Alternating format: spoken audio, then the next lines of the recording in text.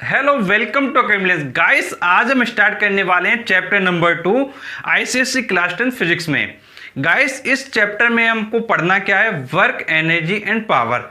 और गाइस, इसके रिगार्डिंग जितने भी टॉपिक्स हैं सभी टॉपिक्स को हम कवर करेंगे। तो गाइस, आज का जो ये लेक्चर है, ये लेक्चर नंबर 1 है और इसमें आज हमको जो पढ़ना है वो पढ़ना है वर्क। वर्क क्या होता है और उसके कौन कौन से एग्जाम्पल हो सकते हैं। तो देखिए, वर्क क्या होता है वो हम स्टार्ट करते हैं। तो जैसे सपोज करिए आपके पास कोई एक बॉडी है। अब उस बॉडी पर आप क्या करोगे, फोर्स अप्लाई करोगे। जैसे मान लीजिए ये बॉडी है, इस पर हमने फोर्स अप्लाई किया, इसको हमने क्या किया, इसको हमने धक्का दिया। धक्का देने को क्या कहते हो आप, कहते हो पुश करना। मतलब एक बॉडी है, उस पर आप फोर्स अप्लाई कर रहे हो, मतलब उसको पुश कर रहे हो, या फिर उसको क्या करोगे, पुल करोगे, मतलब इधर खींचोगे। तो मतलब किसी भी बॉडी को या तो आप पुश करोगे या फिर आप पुल करोगे। तो जब किसी बॉडी पर हम क्या करते हैं, फोर्स अप्लाई करते हैं, तो फोर्स अप्लाई करने के बाद बॉडी क्या होती है, अपनी पोजीशन से मूव कर जाती है, मतलब बॉडी क्या डिस्प्लेस हो जाती है। तो कहा जाता है कि जो वर्क है वो बॉडी पर किया गया है। तो गाइस, ये आपका क्या है, वर्क का डेफिनेशन हो जाता है। अगर आप लिखना चाहेंगे इसको तो सिस्टमैटिक वे में लिख सकते हैं। बहुत ही सिंपल डेफिनेशन है। Work is said to be done, work is said to be done when the force applied, ध्यान से सुनिए, when the force applied on a body makes the body move। मतलब जब किसी बॉडी पर आपने फोर्स को अप्लाई किया, क्या किया आपने, फोर्स अप्लाई किया, तो बॉडी ने क्या कर दिया, बॉडी मूव करने लगी। जैसे ये बॉडी थी, इस पर फोर्स अप्लाई किया तो बॉडी क्या मूव करने लगी। तो बहुत सिंपल सी डेफिनेशन है, बस आपको इतना ध्यान रखना है, फोर्स आपको क्या करना है, अप्लाई करना है, और फोर्स अप्लाई करने के बाद जो बॉडी है उसको क्या करना है, उसको मूव करना है। बस ये पॉइंट आप बहुत अच्छे से ध्यान रखेंगे। फोर्स अप्लाई करेंगे तो बॉडी को क्या मूव करना है। तो अगर ऐसा हो जाता तो आप कहते हैं कि वर्क क्या है, आपका हो गया है। अब इसके कुछ बेसिक एग्जांपल्स हैं, कोई भी आप एग्जांपल ले लो। जैसे सपोज करिए कोई कार खड़ी हुई है। अब एक कार मान लीजिए खड़ी हुई है, उसको आप क्या कर रहे हो, धक्का दे रहे हो, धक्का दिए जा रहे हो। तो ये इसका एग्जाम्पल हो जाएगा। तो जैसे एग्जाम्पल फर्स्ट हम देखते हैं, आ man while pushing a car. मतलब जब आप कार को क्या कर रहे हो, पुश कर रहे हो, और पुश करने पर कार क्या चलने लगती है, तो कहा जाता है कि जो वर्क है वो हो गया है। तो ध्यान रखेंगे कि कार का मूव होना क्या है, जरूरी है। नेक्स्ट आपका जो एग्जाम्पल है वो है आपका आ साइकिलिस्ट वाइल पेडलिंग साइकिलिंग। मतलब जब कोई साइकिल सवार क्या करता है, पेडल मारता है। जब पेडल मारता है तो साइकिल क्या करती है, साइकिल आगे बढ़ती है, मतलब साइकिल क्या करती है, आगे मूव करती है। फिर नेक्स्ट एग्जांपल है आपका a horse while pulling a cart. जैसे आपने देखा होगा कि जो तांगा होता है, जिसमें क्या होता है, घोड़ा आगे लगा होता है और जो कार्ट होती है वो चलने लगती है। मतलब घोड़ा जैसे जैसे दौड़ता है वैसे वैसे जो घोड़ा गाड़ी होती है वो आगे की तरफ बढ़ने लगती है। गाइस, यहाँ पे जो आपका जो फर्स्ट एग्जाम्पल था, इसको थोड़ा ध्यान रखें कि यहाँ पे जो बॉडी है, जो आपकी कार है, वो मूव होना क्या है, कंपल्सरी है। फिर इसके बाद जो आपका लास्ट एग्जांपल है वो है a boy going to up stairs. मतलब जब कोई बच्चा क्या करता है, अप स्टेयर्स पर चढ़ता है, जैसे सीढ़ी चढ़ते हैं आप, तो उसको क्या होता है, तो वो बॉडी क्या उसकी मूव करती है, तो कहते हैं वर्क क्या है, हो गया है। तो गाइस, जब भी आप कोई भी डेफिनेशन लिखें एग्जाम में, यदि आपको अच्छे नंबर लाना है तो गाइस ध्यान रखिएगा, डेफिनेशन लिखें और उसके बाद जो भी रिलेटेड एग्जाम्पल हैं वो हम इसमें देंगे। गाइस, अब हम बात कर लेते हैं मेजरमेंट ऑफ वर्क। गाइस, जैसा मैंने अभी आपको बताया था कि वर्क क्या होता है, जब किसी बॉडी पर आप फोर्स लगाते हो और बॉडी मूव करना शुरू कर देती है तो उसको आप वर्क कहते हो। तो जैसा मैंने अभी आपको बताया था, तो देखिए यहाँ पर क्या था, यहाँ पर वर्क दो चीज़ों पर डिपेंड कर रहा था। पहली चीज़ थी कि आप जो फोर्स अप्लाई कर रहे हो उस पर वर्क डिपेंड कर रहा था, और दूसरा जो बॉडी मूव कर रही है, बॉडी मूव करके क्या देती है, डिस्प्लेसमेंट। तो किसी भी बॉडी पर जो वर्क होता है वो दो फैक्टर डिपेंड करता है। फर्स्ट होता है आपका फोर्स और सेकंड होता है आपका डिस्प्लेसमेंट। तो बस वही चीज़ आपको यहाँ पर लिखनी है। और गाइस, आप इसको मेजर कैसे करेंगे, जो आपका फोर्स होगा और जो आपका डिस्प्लेसमेंट होगा उसका जो प्रोडक्ट होगा वो वर्क को रिप्रेजेंट करेगा। और ये बात आपको ध्यान रखने वाली बात है, जब आप work equal to force into displacement रखते हैं तो जो डिस्प्लेसमेंट है वो फोर्स के डायरेक्शन होना चाहिए। मतलब अगर फोर्स आपने इधर लगाया है तो डिस्प्लेसमेंट भी इधर होना चाहिए।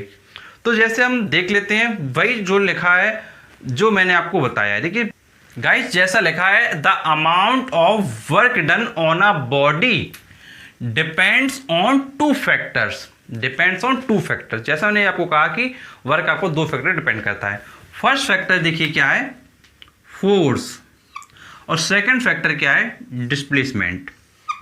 देखिए आपको शॉर्ट में लर्न करके रखना है, ये बहुत अच्छे से समझ लीजिए। मैं आपको ऐसे समझा रहा हूं कि जो की पॉइंट्स हैं उनको आपको अपने दिमाग में हिट करके रखना है। मैंने आपसे कहा था फोर्स पे डिपेंड करता है और आपका डिस्प्लेसमेंट पे डिपेंड करता है। बस आपको अब थोड़ा सिस्टमेटिक लिख देना है, बस इतना ध्यान रखना है। क्या लिखना है, मैग्नीट्यूड ऑफ फोर्स अप्लाइड, और सेकंड लिखना है displacement produced by the force. अब देखिए ये ध्यान रखेंगे, जो मैग्नीट्यूड है इसका मतलब मैंने आपको बताया था, मैग्नीट्यूड का देखिए क्या मतलब होता है, बता देता हूँ फिर से एक बार।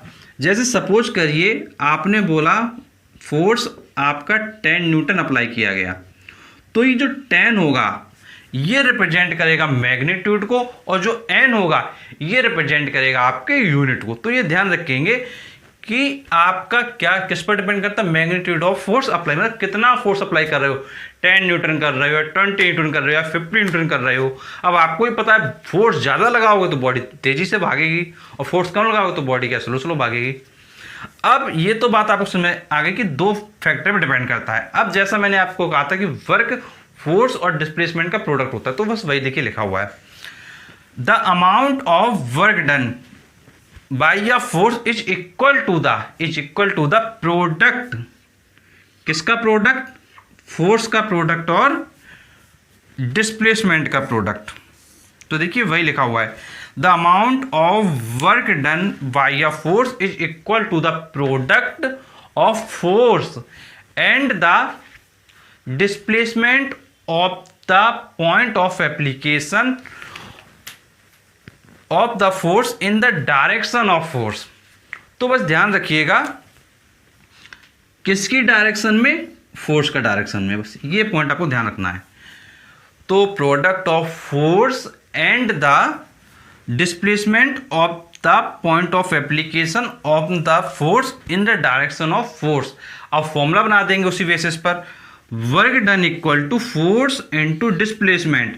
अब सपोज कर लेते हैं कि बॉडी पर जो फोर्स अप्लाई किया है वो F न्यूटन है, एंड जो बॉडी का जो डिस्प्लेसमेंट हुआ है वो आपका S मीटर हुआ है। तो फिर जो वर्क डन हो जाएगा वो हो जाएगा F इंटू S।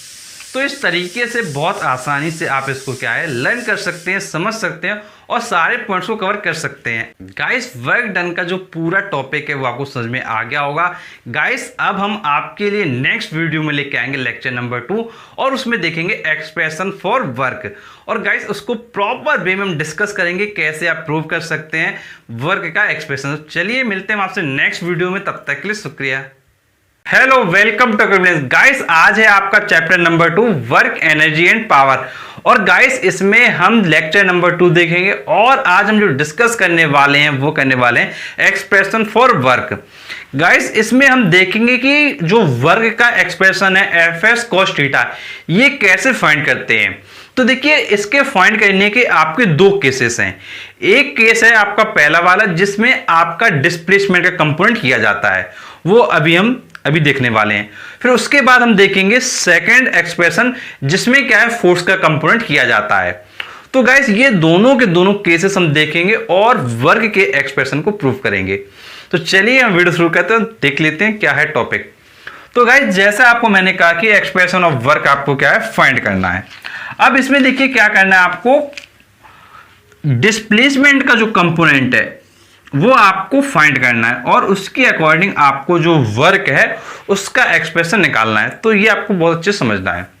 अब देखिए by finding the component of displacement along the force. अब देखिए आपको डिस्प्लेसमेंट का कंपोनेंट करके वर्क डन फाइंड करना है। तो चलिए हम देख लेते हैं। तो गाइस जैसे सपोज कर लीजिए आपके पास कोई एक प्लेन है, और प्लेन कैसा, इंक्लाइंड प्लेन है। जैसे ये अभी क्या है, स्मूथ सरफेस है। अब इसको अगर आप इंक्लाइंड पोजीशन में लाते हैं, जैसे ये मान लीजिए ये आपका क्या है, बेस है। अब ये क्या है, स्ट्रेट रखा हुआ है। अगर हम इसको इंक्लाइंड पोजीशन में ऐसे ले आए, अब इंक्लाइंड पोजीशन में लाने के बाद अगर बॉडी क्या है इधर से चढ़ना शुरू करती है, मतलब बॉडी इधर है और इस पर आप क्या फोर्स लगा रहे हो, तो बॉडी क्या करेगी, ऊपर भागेगी। तो बस वही चीज किया गया है। ये आप जो डार्क लाइन देख रहे हैं और यहाँ पे आप डॉटेड लाइन देख रहे होंगे और यहाँ पर भी आप डॉटेड लाइन देख रहे होंगे।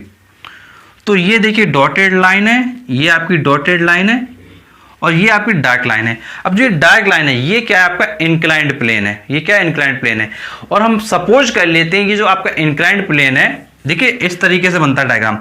ये आपका इंक्लाइंड प्लेन आपने सपोज कर लिया है और ये आपका डॉटेड इस तरीके से गया हुआ है।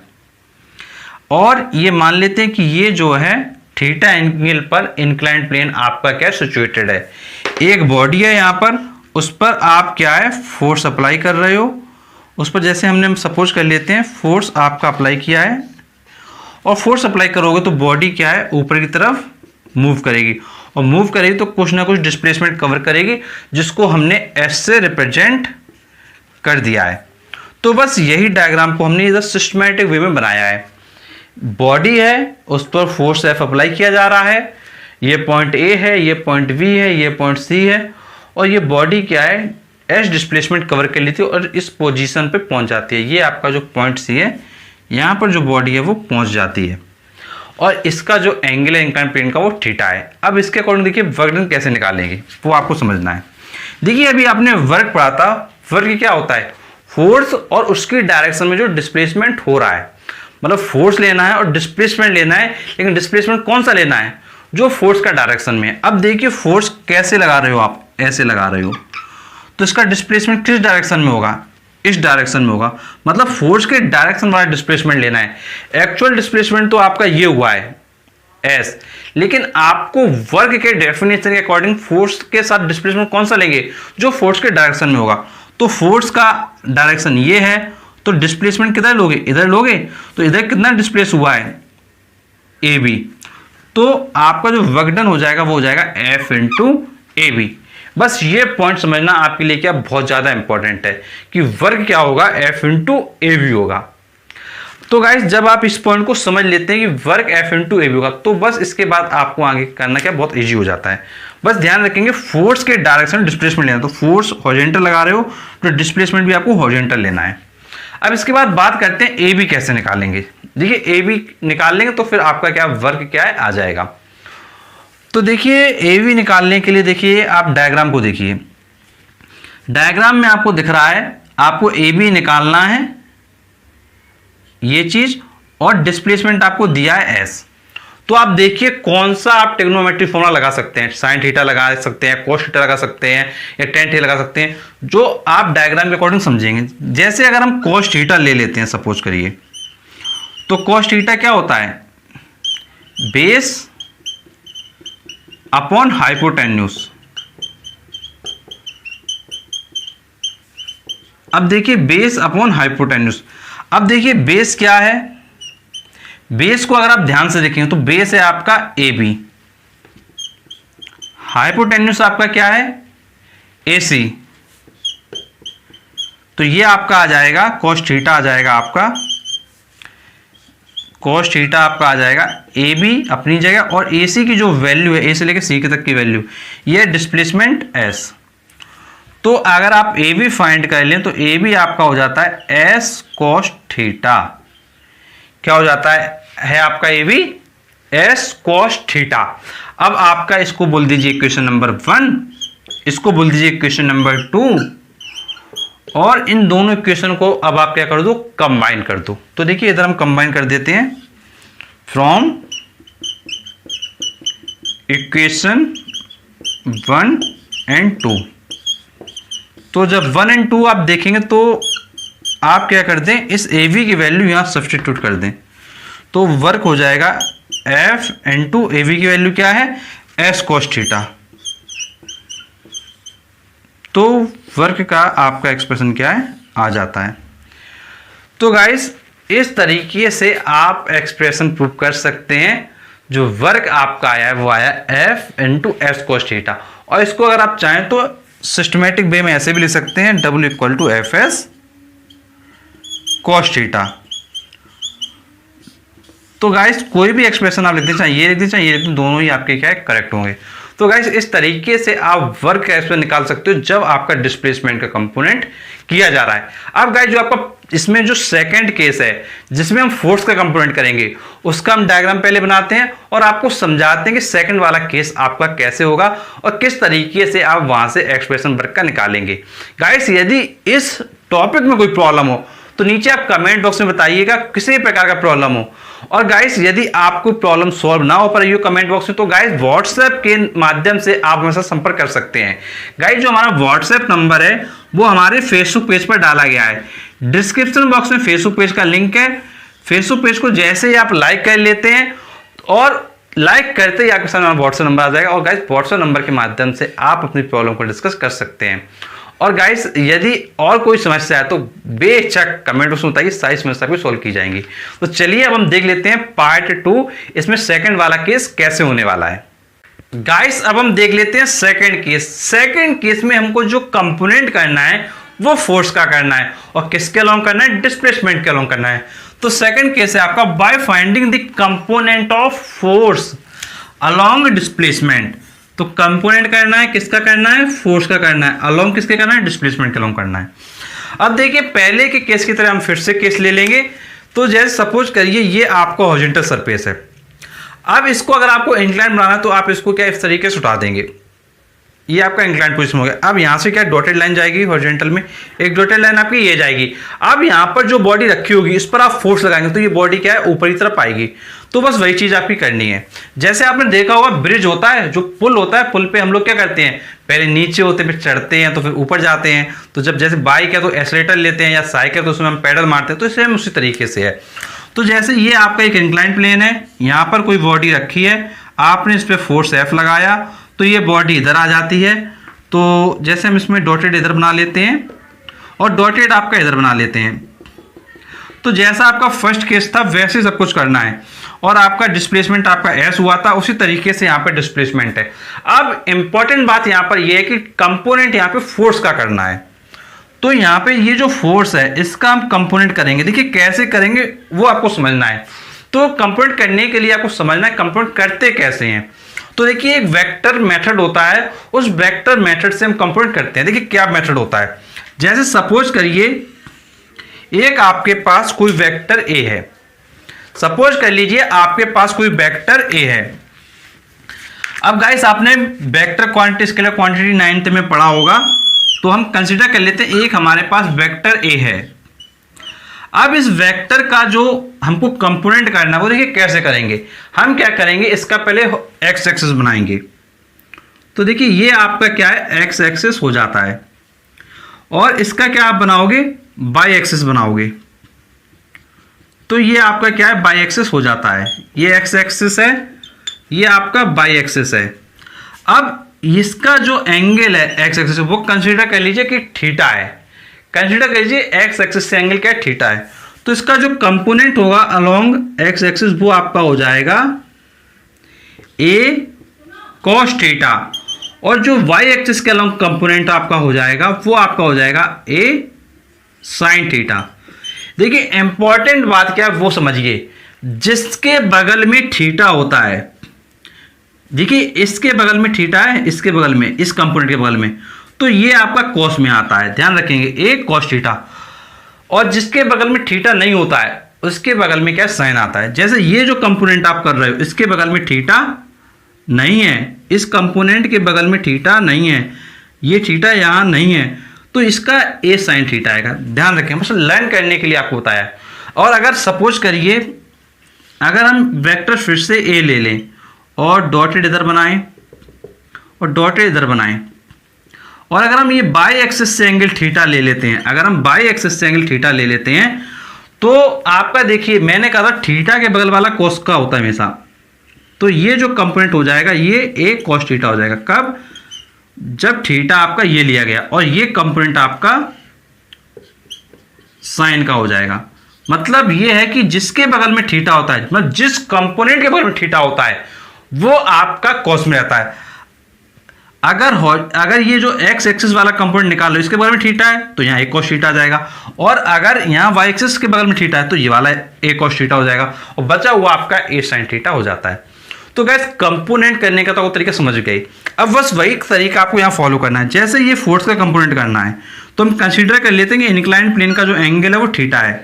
अब इसका आपको क्या करना है, कंपोनेंट करना है। तो कंपोनेंट करने के लिए इसको आप पहले पीछे लाइए, मतलब इसका हम क्या करेंगे, एक्स एक्सिस और वाई एक्सिस बनाएंगे। तो हम क्या करेंगे, यहाँ से एक परपेंडिकुलर डालेंगे। तो परपेंडिकुलर डालेंगे तो ये आपकी एक्सिस को क्या रिप्रेजेंट करेगा। तो जैसे ये हमने क्या परपेंडिकुलर डाला तो ये आपकी क्या एक्सिस को रिप्रेजेंट करेगा। और ये एंगल थीटा है तो ये एंगल भी थीटा हो जाएगा, वर्टिकल अपोजिट एंगल। दो लाइन है आपकी, ये लाइन और ये लाइन अभी क्रॉस करें तो ये एंगल भी आपका थीटा हो जाएगा, वर्टिकल अपोजिट एंगल। अब देखिए आपको ये कंपोनेंट निकालना है क्योंकि ये क्या है, डिस्प्लेसमेंट के अलोंग है, ये डिस्प्लेसमेंट है और इसके अलोंग है। तो ये जो कंपोनेंट आपका हो जाएगा वो एफ कोस थीटा हो जाएगा, बिकॉज ये थीटा के बगल वाला है। तो जो प्रॉपर डायग्राम वो आपका देखिए यहाँ बनाया गया है। इस डायग्राम को आप देखिए, जो ये एक्स्ट्रा डायग्राम इनको हटा देते हैं थोड़ी देर के लिए। देखिए हमने एक्स्ट्रा डायग्राम हटा दिया। ये डायग्राम क्या है, इधर क्या है, ऐसे क्या कन्वर्ट आपका हो जाता है। तो आप देख लीजिए ध्यान से, ये इंक्लाइंड प्लेन है, ये एंगल थीटा है और ये आपका फोर्स एफ आपने अप्लाई किया था।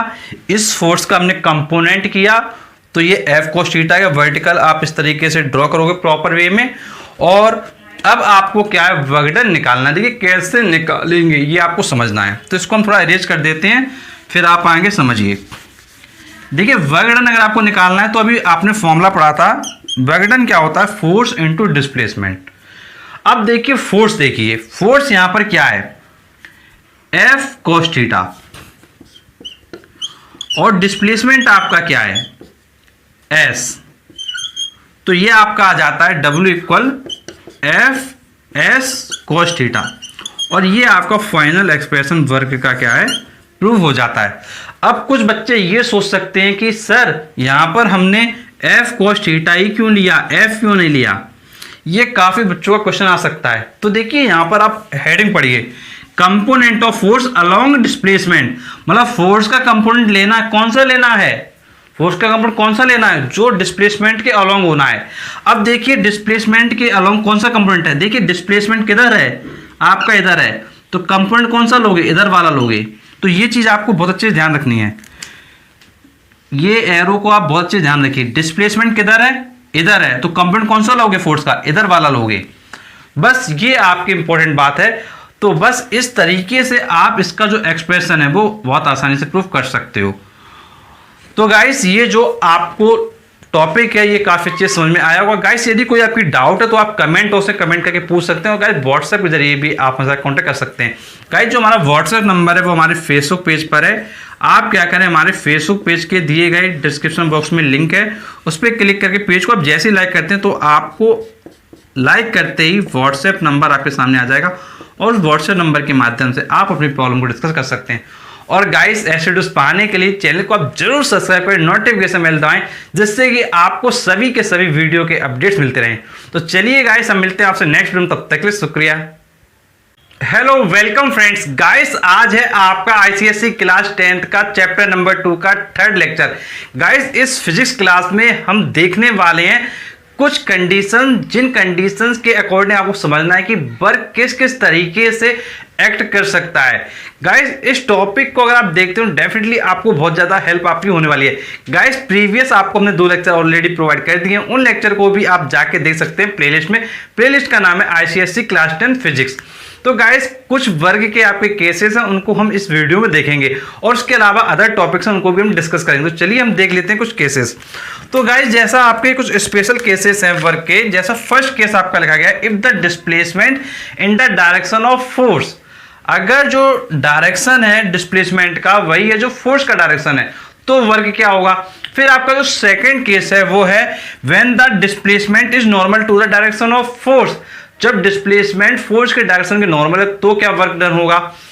एंड लास्ट केस है if the displacement is in the direction opposite to the force. अगर डिस्प्लेसमेंट फोर्स के अपोजिट डायरेक्शन में तो वर्क डन क्या होगा। गाइस इन तीनों केसेस में हम वर्क डन देखेंगे। तो गाइस जैसा मैंने आपको प्रीवियस लेक्चर 2 में बताया था कि जो वर्क डन का फॉर्मूला होता है वो आपका होता है एफ एस कॉस थीटा, और थीटा क्या था, एंगल था। अब गाइस यहाँ पे आप ध्यान से देखिए, जैसा फर्स्ट पॉइंट दिया गया है, if the displacement is in direction of force, मतलब जो फोर्स का डायरेक्शन है वही आपका डिस्प्लेसमेंट का डायरेक्शन है, मतलब दोनों का डायरेक्शन सेम है। अब गाइस आप बताइए, जब दोनों का डायरेक्शन सेम है तो दोनों के बीच का एंगल क्या होगा? दोनों के बीच का जो एंगल होगा वो होगा 0।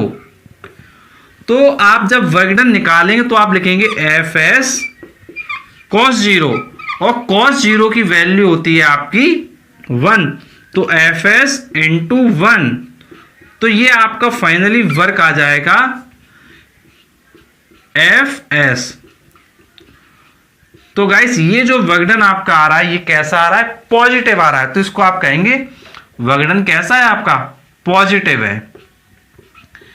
अब गाइस इसके बाद नेक्स्ट केस है आपका when the displacement is normal to the direction of force, जब डिस्प्लेसमेंट फोर्स के डायरेक्शन के नॉर्मल है, मतलब अगर फोर्स आपका इधर लगाया जा रहा है तो डिस्प्लेसमेंट आपका इधर होगा। अगर ऐसी सिचुएशन हुई तो गाइस इनके बीच का जो एंगल होगा वो क्या होगा? 90 डिग्री होगा, और एंगल 90 डिग्री होगा तो फिर से आप फॉर्मूला लगा दीजिए वर्क डन का, W equal F S cos 90, W equal F S cos 90, और cos 90 की जो वैल्यू होती है वो होती है आपकी 0, तो एफ एस इंटू 0, तो फाइनली जो वर्क डन आपका आ जाएगा वो आ जाएगा 0। मतलब जब आपका डिस्प्लेसमेंट ऑफ फोर्स परपेंडिकुलर होंगे एक दूसरे के तो वर्क डन नहीं होगा। अब गाइस तीसरा केस है आपका if the displacement is in a direction opposite to the force, मतलब अगर फोर्स आपका इस डायरेक्शन में अप्लाई किया जा रहा है तो जो डिस्प्लेसमेंट होगा इसके अपोजिट डायरेक्शन में होगा। अगर ऐसी सिचुएशन आती है तो इस सिचुएशन में जो थीटा होगा वो आपका हो जाएगा 180 डिग्री। क्या हो जाएगा? 180 डिग्री। इस केस में आप वर्क डन निकाल लीजिए, तो इस केस में जो वर्क डन हो जाएगा वो हो जाएगा एफ एस कॉस 180, और कॉस 180 की वैल्यू हो जाएगी -1, तो फाइनली जो आपका आंसर आ जाएगा माइनस एफ एस आ जाएगा। तो यहां पर आप देख सकते हैं वर्क डन आपका कैसा आ रहा है? वर्क डन आपका आ रहा है नेगेटिव, तो यहां पे आप लिख देंगे नेगेटिव। मतलब आपके देखिए पॉजिटिव वर्क डन कब होगा? जब दोनों का डायरेक्शन सेम है। वर्क डन 0 कब होगा? जब दोनों परपेंडिकुलर होंगे। और वर्क डन नेगेटिव कब होगा? जब दोनों क्या है? आपस में अपोजिट होंगे। तो गाइस ये आपके जो वर्क ये तीनों केसेस थे, ये तीनों केसेस आपको समझ में आ गए होंगे। अब गाइस नेक्स्ट टॉपिक को हम देख लेते हैं। गाइस अब हम नेक्स्ट टॉपिक में कुछ और पॉइंट्स कवर करते हैं। गाइस जैसे इसमें हम पॉइंट कवर करने वाले हैं work done by the force of gravity, next units of force, and last one is relationship between joule and अर्ग। तो गाइस इन सभी टॉपिक्स को इस वीडियो में देखते हैं। गाइस जैसे सबसे पहले आपका दिया गया है work done by the force of gravity. अब देखिए आपको वर्क डन निकालना है। कैसा निकालना है? फोर्स ऑफ ग्रेविटी की वजह से जो वर्क डन हो रहा है। अब आप बताइए फोर्स ऑफ ग्रेविटी की वजह से वर्क डन कैसे होगा? जैसे मान लीजिए ये एक बॉडी है आपकी, अब ये बॉडी क्या करेगी? नीचे गिरेगी। ऑब्वियस सी बात है कि जब आपको ग्रेविटी वजह से निकालना है तो बॉडी क्या नीचे गिरेगी, तो ये बॉडी इस तरीके से नीचे क्या गिरेगी। अब आपने जो फॉर्मूला पढ़ा है उस पर आप स्टिक रहिए। फॉर्मूला आपने पढ़ा है वर्क डन का force into displacement, force into displacement. अब आपने फॉर्मूला ये पढ़ा है। अब आपको पता है कि जैसे ये जब बॉडी नीचे गिरेगी, जब ये बॉडी नीचे गिरेगी तो इस पर फोर्स कितना अप्लाई होगा? फोर्स उतना ही अप्लाई होगा जितना इसका क्या होगा? वेट होगा। तो जो फोर्स की वैल्यू हो जाएगी वो हो जाएगी mg। तो यहां पर आप लिख देंगे फोर्स की पोजीशन पर mg, इंटू लगा देंगे। अब बात आती है डिस्प्लेसमेंट। कितना बॉडी डिस्प्लेसमेंट कवर करेगी? बॉडी उतना ही डिस्प्लेसमेंट कवर करेगी जितना इसका क्या होगा? हाइट होगा। तो बस आपको क्या है यहाँ पर h ले लेना है। तो फाइनली जो आपका वर्क डन का फॉर्मूला आ जाएगा वो आ जाएगा mgh। यहाँ पर h क्या होगा? जितना हाइट बॉडी ने क्या है कवर किया है। तो गाइस इस तरीके से आप वर्क डन निकाल सकते हैं बहुत ही आसानी से। तो गाइस ये आप mgh बहुत अच्छे से इसको बहुत अच्छे से बिल्कुल लर्न कर लीजिए। गाइस निकालने का तरीका था वो मैंने आपको समझाया। अब गाइस इसके बाद जो नेक्स्ट पॉइंट आपका आता है वो आता है यूनिट्स ऑफ वर्क्स। अब गाइस यूनिट्स कैसे निकालेंगे वर्क की? बहुत ही आसान है। जैसे सबसे पहले हम बात करते हैं एसआई यूनिट का। तो गाइस एसआई यूनिट में जो जूल होता है वो आपका एसआई यूनिट को रिप्रेजेंट करता है। अब गाइस आपको ये भी समझना होगा कि जो जूल है आपका, इसको जे से रिप्रेजेंट करते हैं, और जो आपकी 1 जूल की जो वैल्यू होती है वो आपका 1 न्यूटन मीटर के इक्वल होती है। ये भी आप बहुत अच्छे से ध्यान रखेंगे, 1 न्यूटन मीटर के इक्वल होती है। अब गाइस इसके बाद नेक्स्ट यूनिट है आपकी विगर यूनिट्स। अब देखिए विगर यूनिट्स में देखिए क्या है, किलो जूल आ जाएगा आपका, मेगा जूल आ जाएगा, गीगा जूल आ जाएगा। तो ये सब आपकी विगर यूनिट्स हो जाएंगी। अब देखिए इनकी वैल्यू क्या होती है। देखिए किलो जूल, किलो का मतलब होता है 1000, 1000 को लिखते हैं 10 की पावर 3। ध्यान रखें के का मतलब होता है किलो, और किलो को कहते हैं 1000, और 1000 का मतलब होता है 10 पावर 3, तो 10 पावर 3 जूल। अब बात आती है मेगा जूल, एमजे, तो ये आपका होता है 10 पावर 6 जूल। मेगा मतलब 10 पावर 6, मेगा मतलब 10 पावर 6। नेक्स्ट आता है गीगा जूल, जिसको आप कहते हैं जीजे, तो गीगा मतलब होता है 10 पावर 9, 10 पावर 9 जूल। ये वैल्यूज आपको काफ़ी अच्छे से पता होना चाहिए एग्जाम के लिए, तो ध्यान रखेंगे इन सभी वैल्यूज को। अब गाइस नेक्स्ट जो आपकी यूनिट है वो है आपकी सीजीएस यूनिट। सीजीएस यूनिट आपकी होती है अर्ग। क्या होती है? अर्ग। अब देखिए अर्ग के बारे में थोड़ा समझ लीजिए। जैसे जब आप वर्क डन का फॉर्मूला लिखते हैं तो आपका होता है force into displacement, force into displacement, ये आपका फॉर्मूला होता है। अब देखिए फोर्स का जो यूनिट होता है सीजीएस सिस्टम में वो होता है डाइन, और डिस्प्लेसमेंट का होता है सेंटीमीटर। और इस डाइन सेंटीमीटर को आप क्या कहते हैं? इस डाइन सेंटीमीटर को आप क्या कहते हैं? इसी को आप कहते हैं अर्ग, ERG। ये आपको समझना बहुत ज़्यादा जरूरी है कि जो अर्ग की वैल्यू होती है वो डाइन सेंटीमीटर होती है। तो मतलब जो 1 अर्ग होगा वो आपका होगा 1 डाइन सेंटीमीटर। क्या होगा आपका? 1 डाइन सेंटीमीटर। और गाइस इसी तरीके से अगर आप जूल में बात करेंगे तो जूल की वैल्यू जैसे 1 न्यूटन मीटर आई है, कैसे आई है? सेम उसी तरीके से जो आपका वर्क होता है वो होता है force into displacement, force into displacement. अब जो आपका फोर्स होता है वो होता है आपका न्यूटन में, और जो आपका डिस्प्लेसमेंट होता है वो आपका होता है मीटर में। तो आपका जो वर्क डन का यूनिट आ जाता है वो न्यूटन मीटर आता है। और गाइस इसी को आप कहते हैं 1 जूल। ये चीज़ आप बहुत अच्छे से ध्यान रखेंगे। गाइस ये क्यों ध्यान रखना है? ये इसलिए ध्यान रखना है क्योंकि अभी जो हम रिलेशन प्रूव करने वाले हैं, रिलेशनशिप बिटवीन जूल एंड अर्ग, ये इसमें यूज होगा, जो अभी आपको मैं ये सारे पॉइंट्स बता रहा हूँ। तो गाइस इन सभी पॉइंट्स को मैं आपको एक जगह इसलिए समझा रहा हूँ कि जिससे कि आपको क्या कोई भी कंफ्यूजन बिल्कुल ना रहे। अब गाइस हम देख लेते हैं नेक्स्ट आपका topic, relationship between joule and अर्ग। अब देखिए पहले आप लिखिए जूल की वैल्यू। अब देखिए जूल और अर्ग में रिलेशन निकालना, तो आप लिखिए 1 जूल की वैल्यू। तो 1 जूल की वैल्यू होती है आपकी 1 न्यूटन इंटू 1 मीटर। ये आप लिख सकते हैं, बिल्कुल कोई दिक्कत की बात नहीं है। अब आप क्या करेंगे? 1 न्यूटन की वैल्यू लिखेंगे। अब आपको पता होना चाहिए जो 1 न्यूटन है वो आपका होता है 10 पावर 5 डाइन। अब ये आपको पता होना चाहिए, ये आपको 9th क्लास में पढ़ाया गया होगा। तो जो आपका 1 न्यूटन होता है वो होता है आपका 10 पावर 5 डाइन, और जो 1 मीटर होता है वो होता है आपका 100 सेंटीमीटर। ये भी आपको 9th में पढ़ाया गया होगा। अब इसको मल्टीप्लाई कर दीजिए आप, 10 पावर 5 इंटू, इसको ले सकते हैं 10 पावर 2, 100 होता है आपका 10 पावर 2, और ये हो जाता है आपका 9 सेंटीमीटर। अब देखिए मल्टीप्लाई हो रहा है, बेस इनका सेम है तो पावर क्या हो जाएंगी आपकी? ऐड हो जाएंगी। तो 10 पावर 5 प्लस 2 9 सेंटीमीटर, और फाइनली ये आपका आ जाएगा 10 पावर 7 9 सेंटीमीटर। और गाइस अभी मैंने आपको बताया 9 सेंटीमीटर को आप कहते हो अर्ग। ये अभी आपको मैंने देखिए बताया 9 सेंटीमीटर को आप क्या कहते हो? अर्ग कहते हो। तो बस आप यहां लिख दो 10 पावर 7 अर्ग, ERG।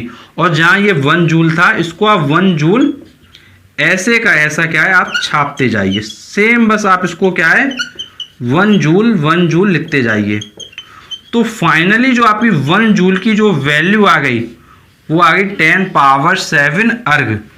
तो गाइस ये बिल्कुल एक सिस्टमेटिक वे में मैंने आपको सारी चीजें बताई। गाइस यदि फिर भी किसी प्रॉब्लम में आप फंसते हो तो गाइस मैं आपको अपना व्हाट्सएप नंबर प्रोवाइड कर रहा हूं, उस व्हाट्सएप नंबर के माध्यम से आप अपनी प्रॉब्लम को डिस्कस कर सकते हैं। गाइस जो हमारा व्हाट्सएप नंबर है वो हमारे फेसबुक पेज पर है।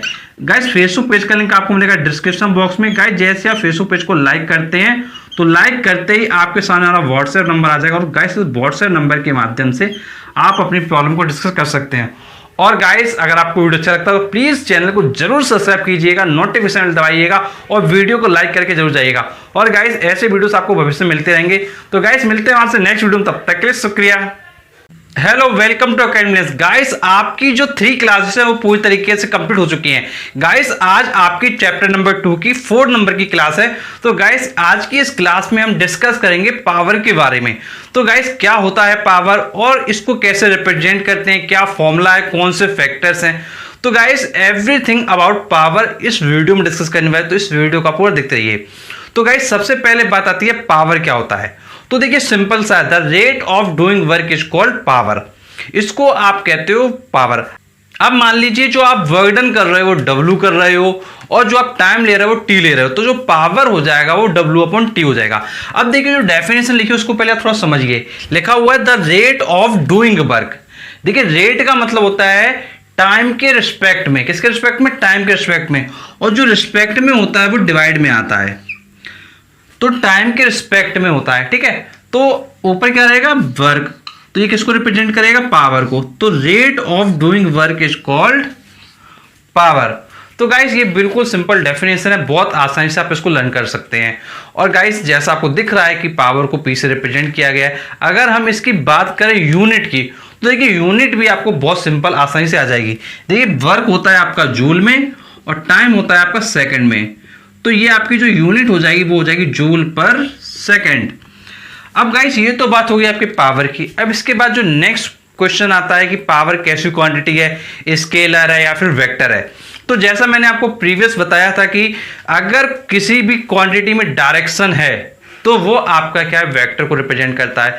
अगर डायरेक्शन नहीं है तो फिर वो स्केलर हो जाता है। तो गाइस पावर में कोई भी डायरेक्शन नहीं है, तो इसलिए लिखा गया कि it is a scalar quantity.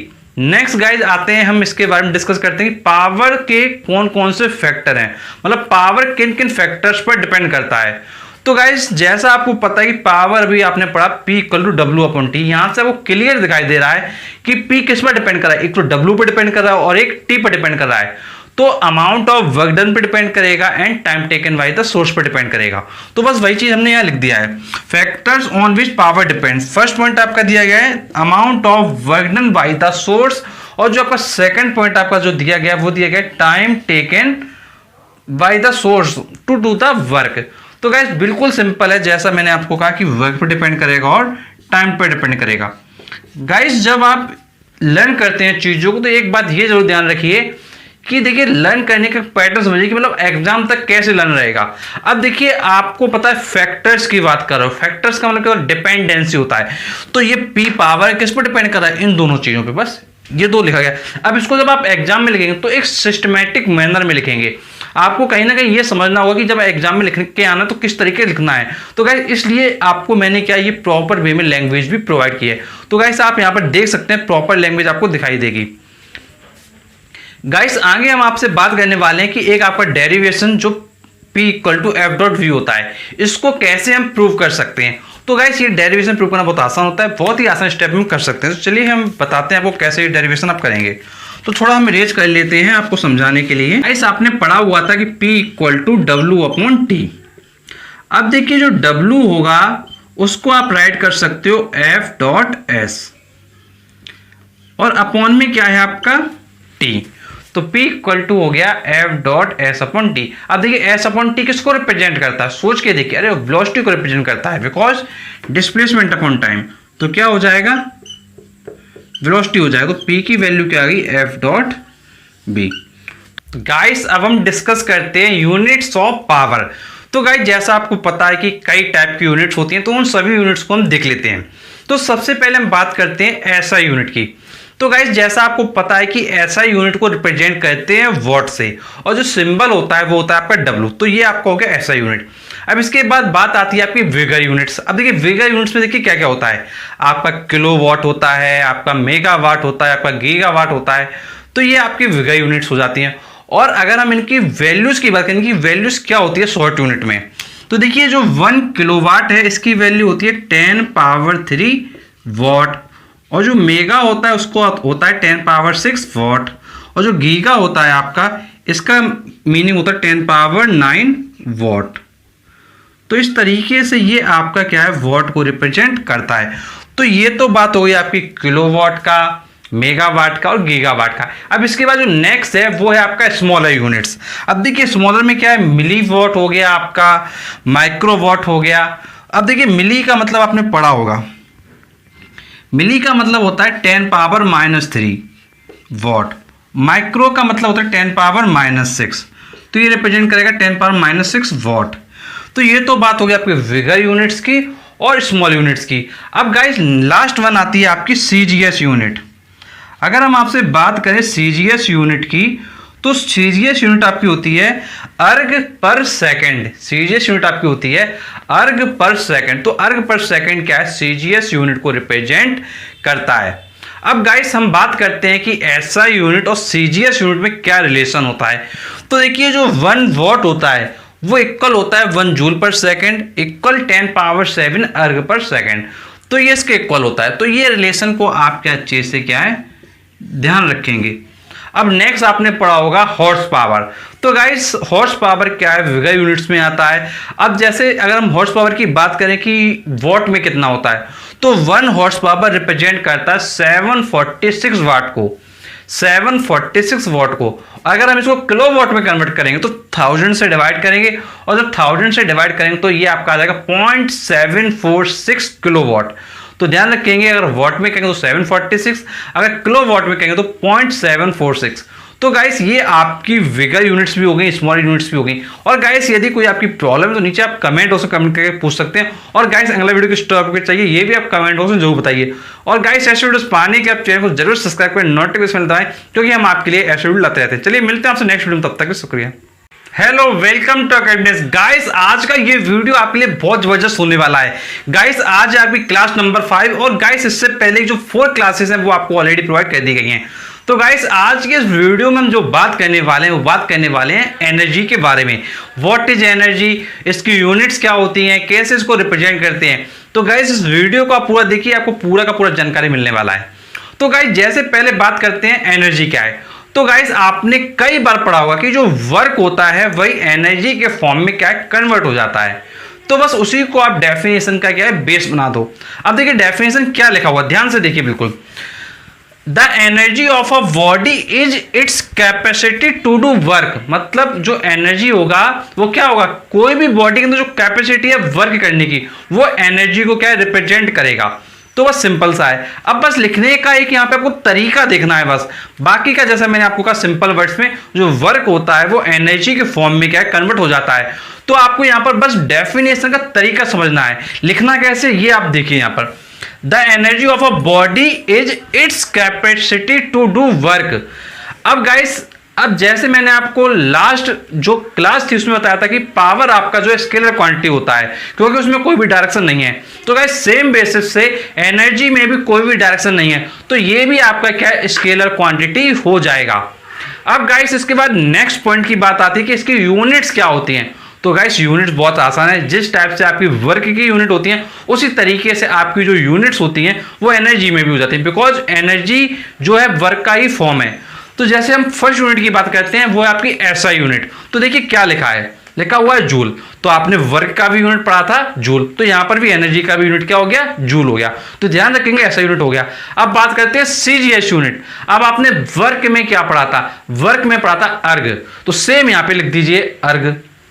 अगर हम बात करें विगर यूनिट्स की कि बड़ी बड़ी यूनिट्स कौन कौन सी होने वाली हैं, तो देखिए जो आपने वर्क में पढ़ा था वही चीज यहां पे भी आने वाली है। अब गाइस हम बात कर लेते हैं विगर यूनिट्स की। तो देखिए विगर यूनिट्स में देखिए कौन कौन सी यूनिट्स आपकी आती हैं। तो फर्स्ट यूनिट है आपकी वॉट आवर, और जो सेकंड यूनिट है वो आपकी किलो वॉट आवर। तो इसको आप ध्यान रखेंगे, watt hour and kilo watt hour होगी आपकी। अब जैसे वॉट आवर को आप WH से रिप्रेजेंट करेंगे और किलोवाट आवर को आप kWh से रिप्रेजेंट करेंगे। अब गाइस जो नेक्स्ट यूनिट है वो है आपकी कैलोरी। कैलोरी से भी आप रिप्रेजेंट कर सकते हैं एनर्जी को। और जो लास्ट यूनिट है वो है आपकी इलेक्ट्रॉन वोल्ट। अब इंपॉर्टेंट बात देखिए यहाँ पर क्या है, आपको ये ध्यान रखना है कि जो कैलोरी होता है तो वो 1 कैलोरी का जो वैल्यू है वो 4.18 जूल होता है। इसको आप कई बार ऐसा भी लिख सकते हैं 4.2 जूल। तो ये भी आपका क्या है, करेक्ट होगा। ठीक है, अब इसके बाद नेक्स्ट है आपका इलेक्ट्रॉन वोल्ट। तो इलेक्ट्रॉन वोल्ट में आप ध्यान रखेंगे 1 electron volt equal to 1.6 × 10⁻⁻19 volt. तो इसमें आप ये ध्यान रखिएगा जो इलेक्ट्रॉन पर जो चार्ज होता है उसके जो वैल्यू होती है वो वैल्यू यहाँ पर क्या लिखी होती है, ये बहुत अच्छे से ध्यान रखिएगा। तो ये आपको क्या है आसानी से क्या है लर्न रहेगा। तो गाइस कुछ अन्य टॉपिक्स को भी देख लेते हैं जो इसमें आपको जानना क्या है बहुत ज़्यादा जरूरी है। गाइस अब हम कुछ डेफिनेशंस को देख लेते हैं। तो गाइस फर्स्ट डेफिनेशन आपकी दी गई है वॉट आवर की। तो देखिए क्या होगा वॉट आवर की डेफिनेशन। देखिए आपको पता है कि जो वॉट आवर यूनिट है वो किसका है, एनर्जी का है। तो फिर सोर्स क्या करेगा, एनर्जी को रिप्रेजेंट करेगा। मतलब इसमें जो आपका आंसर आना है वो एनर्जी के फॉर्म में आना है। तो अब देखिए किसको कैसे राइट करेंगे, देखिए समझिए। जैसे सपोज करिए ये आपके पास सोर्स है। अब ये सोर्स है और अगर ये इलेक्ट्रिकल सोर्स है तो फिर क्या होगा, ये पावर को कंज्यूम करेगा। अगर पावर कंज्यूम करेगा तो ऑब्वियस सी बात है कि कुछ ना कुछ टाइम लेगा। तो अगर हम कंसीडर कर लें कि ये जो सोर्स है ये 1 वॉट पावर क्या कंज्यूम करता है, कब करता है, 1 आवर के अंदर करता है। तो जो एनर्जी रिप्रेजेंट होगी सोर्स के द्वारा वो 1 वॉट आवर होगी। अब इसको आप क्या सिंपली लैंग्वेज में लिख सकते हैं। तो देखिए वही जो मैंने होता है वही लिखा हुआ है, देखिए ध्यान से। 1 watt hour is the energy. 1 watt hour is the energy spent by a source of power 1 watt in 1 hour. देखिए लिखा हुआ है of 1 watt of power 1 watt in 1 hour। ये चीज आपको बहुत अच्छे से क्या है ध्यान रखनी है। तो बस बहुत आसानी से आप डेफिनेशन बोलेंगे 1 watt hour is the energy spent by a source of power 1 watt in 1 hour। अब आप इसको क्या बहुत आसानी से लिख पाएंगे। अब गाइस जो नेक्स्ट डेफिनेशन है वो है आपकी 1 किलोवाट आवर। देखिए जिस तरीके से वॉट आवर है उसी तरीके से किलोवाट आवर। देखिए क्या चेंज करना है, देखिए ये जो आपका वॉट आवर दिया गया है बस इस वर्ड को क्या है किलोवाट करना है, बस इतना करना है। तो आप क्या करेंगे इसकी जगह लिख देंगे 1 किलोवाट आवर। अगर आप यहाँ पे 1 किलोवाट आवर करोगे तो देखिए आगे यहाँ पर भी चेंज हो जाएगा। ये जो 1 वॉट है ये जो है कन्वर्ट हो जाएगा 1 किलोवाट में। तो बस डेफिनेशन आप सिंपली बोल दीजिए 1 kilowatt hour is the energy spent by a source of power 1 kilowatt in 1 hour. ये इसकी डेफिनेशन हो जाएगी। तो गाइस इस तरीके से ये दोनों डेफिनेशन बहुत आसानी से आप लर्न कर सकते हो, कोई भी दिक्कत की बात नहीं है। अब इनकी कुछ वैल्यूज उनको देखते हैं कैसे वैल्यूज निकालते हैं। जैसे अगर हम 1 वॉट आवर की बात करें, अगर हम 1 वॉट आवर की बात करते हैं तो ऑब्वियस सी बात है इसको आप लिखोगे 1 वॉट इंटू 1 आवर। ये इसको आप क्या है राइट कर दोगे। अब देखिए जो 1 वॉट है इसको आप जूल में रिप्रेजेंट कर लीजिए, क्या होगा 1 जूल पर सेकेंड, और इसको आप सेकंड में लिख लीजिए 3600 सेकंड। तो देखिए आपको पता है कि 1 आवर में 3600 सेकंड होता है। तो गाइस इसमें देखिए आपको क्या इस तरीके से क्या चीजों को क्या रिप्रेजेंट करना होगा। अब गाइस इसको देखिए क्या सेकंड से सेकंड क्या कट हो जाएगा। जब सेकंड से सेकंड कट हो जाएगा तो ये आपका आ जाएगा 3600 जूल। तो ये इसको क्या रिप्रेजेंट करेगा 1 वॉट आवर की जो वैल्यू होगी वो 3600 जूल को रिप्रेजेंट करेगा। ठीक है, अब इसी तरीके से किलोवाट में कर सकते हैं। अब देखिए किलोवाट में कैसे करेंगे, बहुत सिंपल है। अगर आपको देखिए ये 1 किलोवाट में करना है तो थोड़ा मैं इसको इरेज कर देता हूं जिससे आपको समझ में आ जाए। तो इधर थोड़ा हम इरेज करके आपको समझाते हैं। तो गाइस जैसे 1 किलोवाट आवर में इसी चीज को आप राइट करना चाहते हो तो देखिए कैसे होगा वो समझिए। देखिए 1 किलोवाट आवर अगर आपको देखिए करना है तो आप लिखिए 1 किलोवाट आवर। अब ऑब्वियस सी बात है कि इसकी वैल्यू क्या होगी 1 किलोवाट इंटू 1 आवर होगा। तो सिंपल करना है 1 किलोवाट आवर को 1 किलोवाट इंटू 1 आवर लिखोगे। अब 1 किलोवाट को देखिए क्या कर सकते हो आप 1000 वॉट लिख सकते हो, इंटू 1 आवर को आप लिख सकते हो 1 आवर। अब देखिए 1000 अपनी जगह, इसको लिख सकते हो जूल पर सेकेंड, इंटू इसको लिख सकते हो 3600 सेकेंड। अब देखिए सेकेंड से जो सेकेंड होगा वो क्या है, कट जाएगा, तो ये आपका आ जाएगा 36, 2 जीरो इधर 3 जीरो इधर, 1 2 3 4 5, ये आपका जूल आ जाएगा। इसको अगर आप उसमें लिखते हैं पॉइंट के फॉर्म में तो देखिए कैसे लिखेंगे 1 2 3 4 5 6, तो यहाँ पे लिखेंगे 10 की पावर 6 इंटू 3.6। लिखने का तरीका देख लीजिए फिर से एक बार, काउंट करिए यहां से 1 2 3 4 5 6, तो 10 पावर 6 और 3.6, तो ये आपका रिप्रेजेंट करेगा वैल्यू को 3.6 इंटू 10 पावर 6 जूल। तो गाइस इस तरीके से आप वॉट आवर और किलो वॉट आवर को रिप्रेजेंट कर सकते हो। अब गाइस जो नेक्स्ट टाइम जो हमको डिस्कस करना है वो है आपका इलेक्ट्रॉन वोल्ट। अब बात आती है कि इलेक्ट्रॉन वोल्ट क्या है, तो बहुत ही सिंपल है, बहुत ही ज्यादा सिंपल है। एक लाइन में मैं आपको समझा रहा हूं, देखिए ध्यान से। इसमें देखिए क्या है,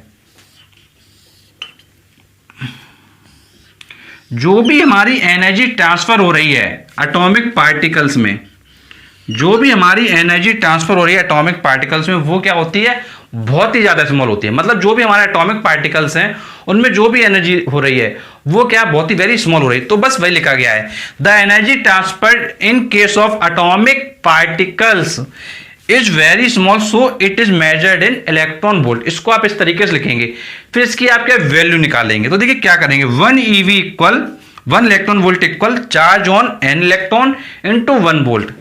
E रिप्रेजेंट कर रहा है चार्ज को और V रिप्रेजेंट कर रहा है 1 वोल्ट को। अब इसकी आप वैल्यू लिख दीजिए।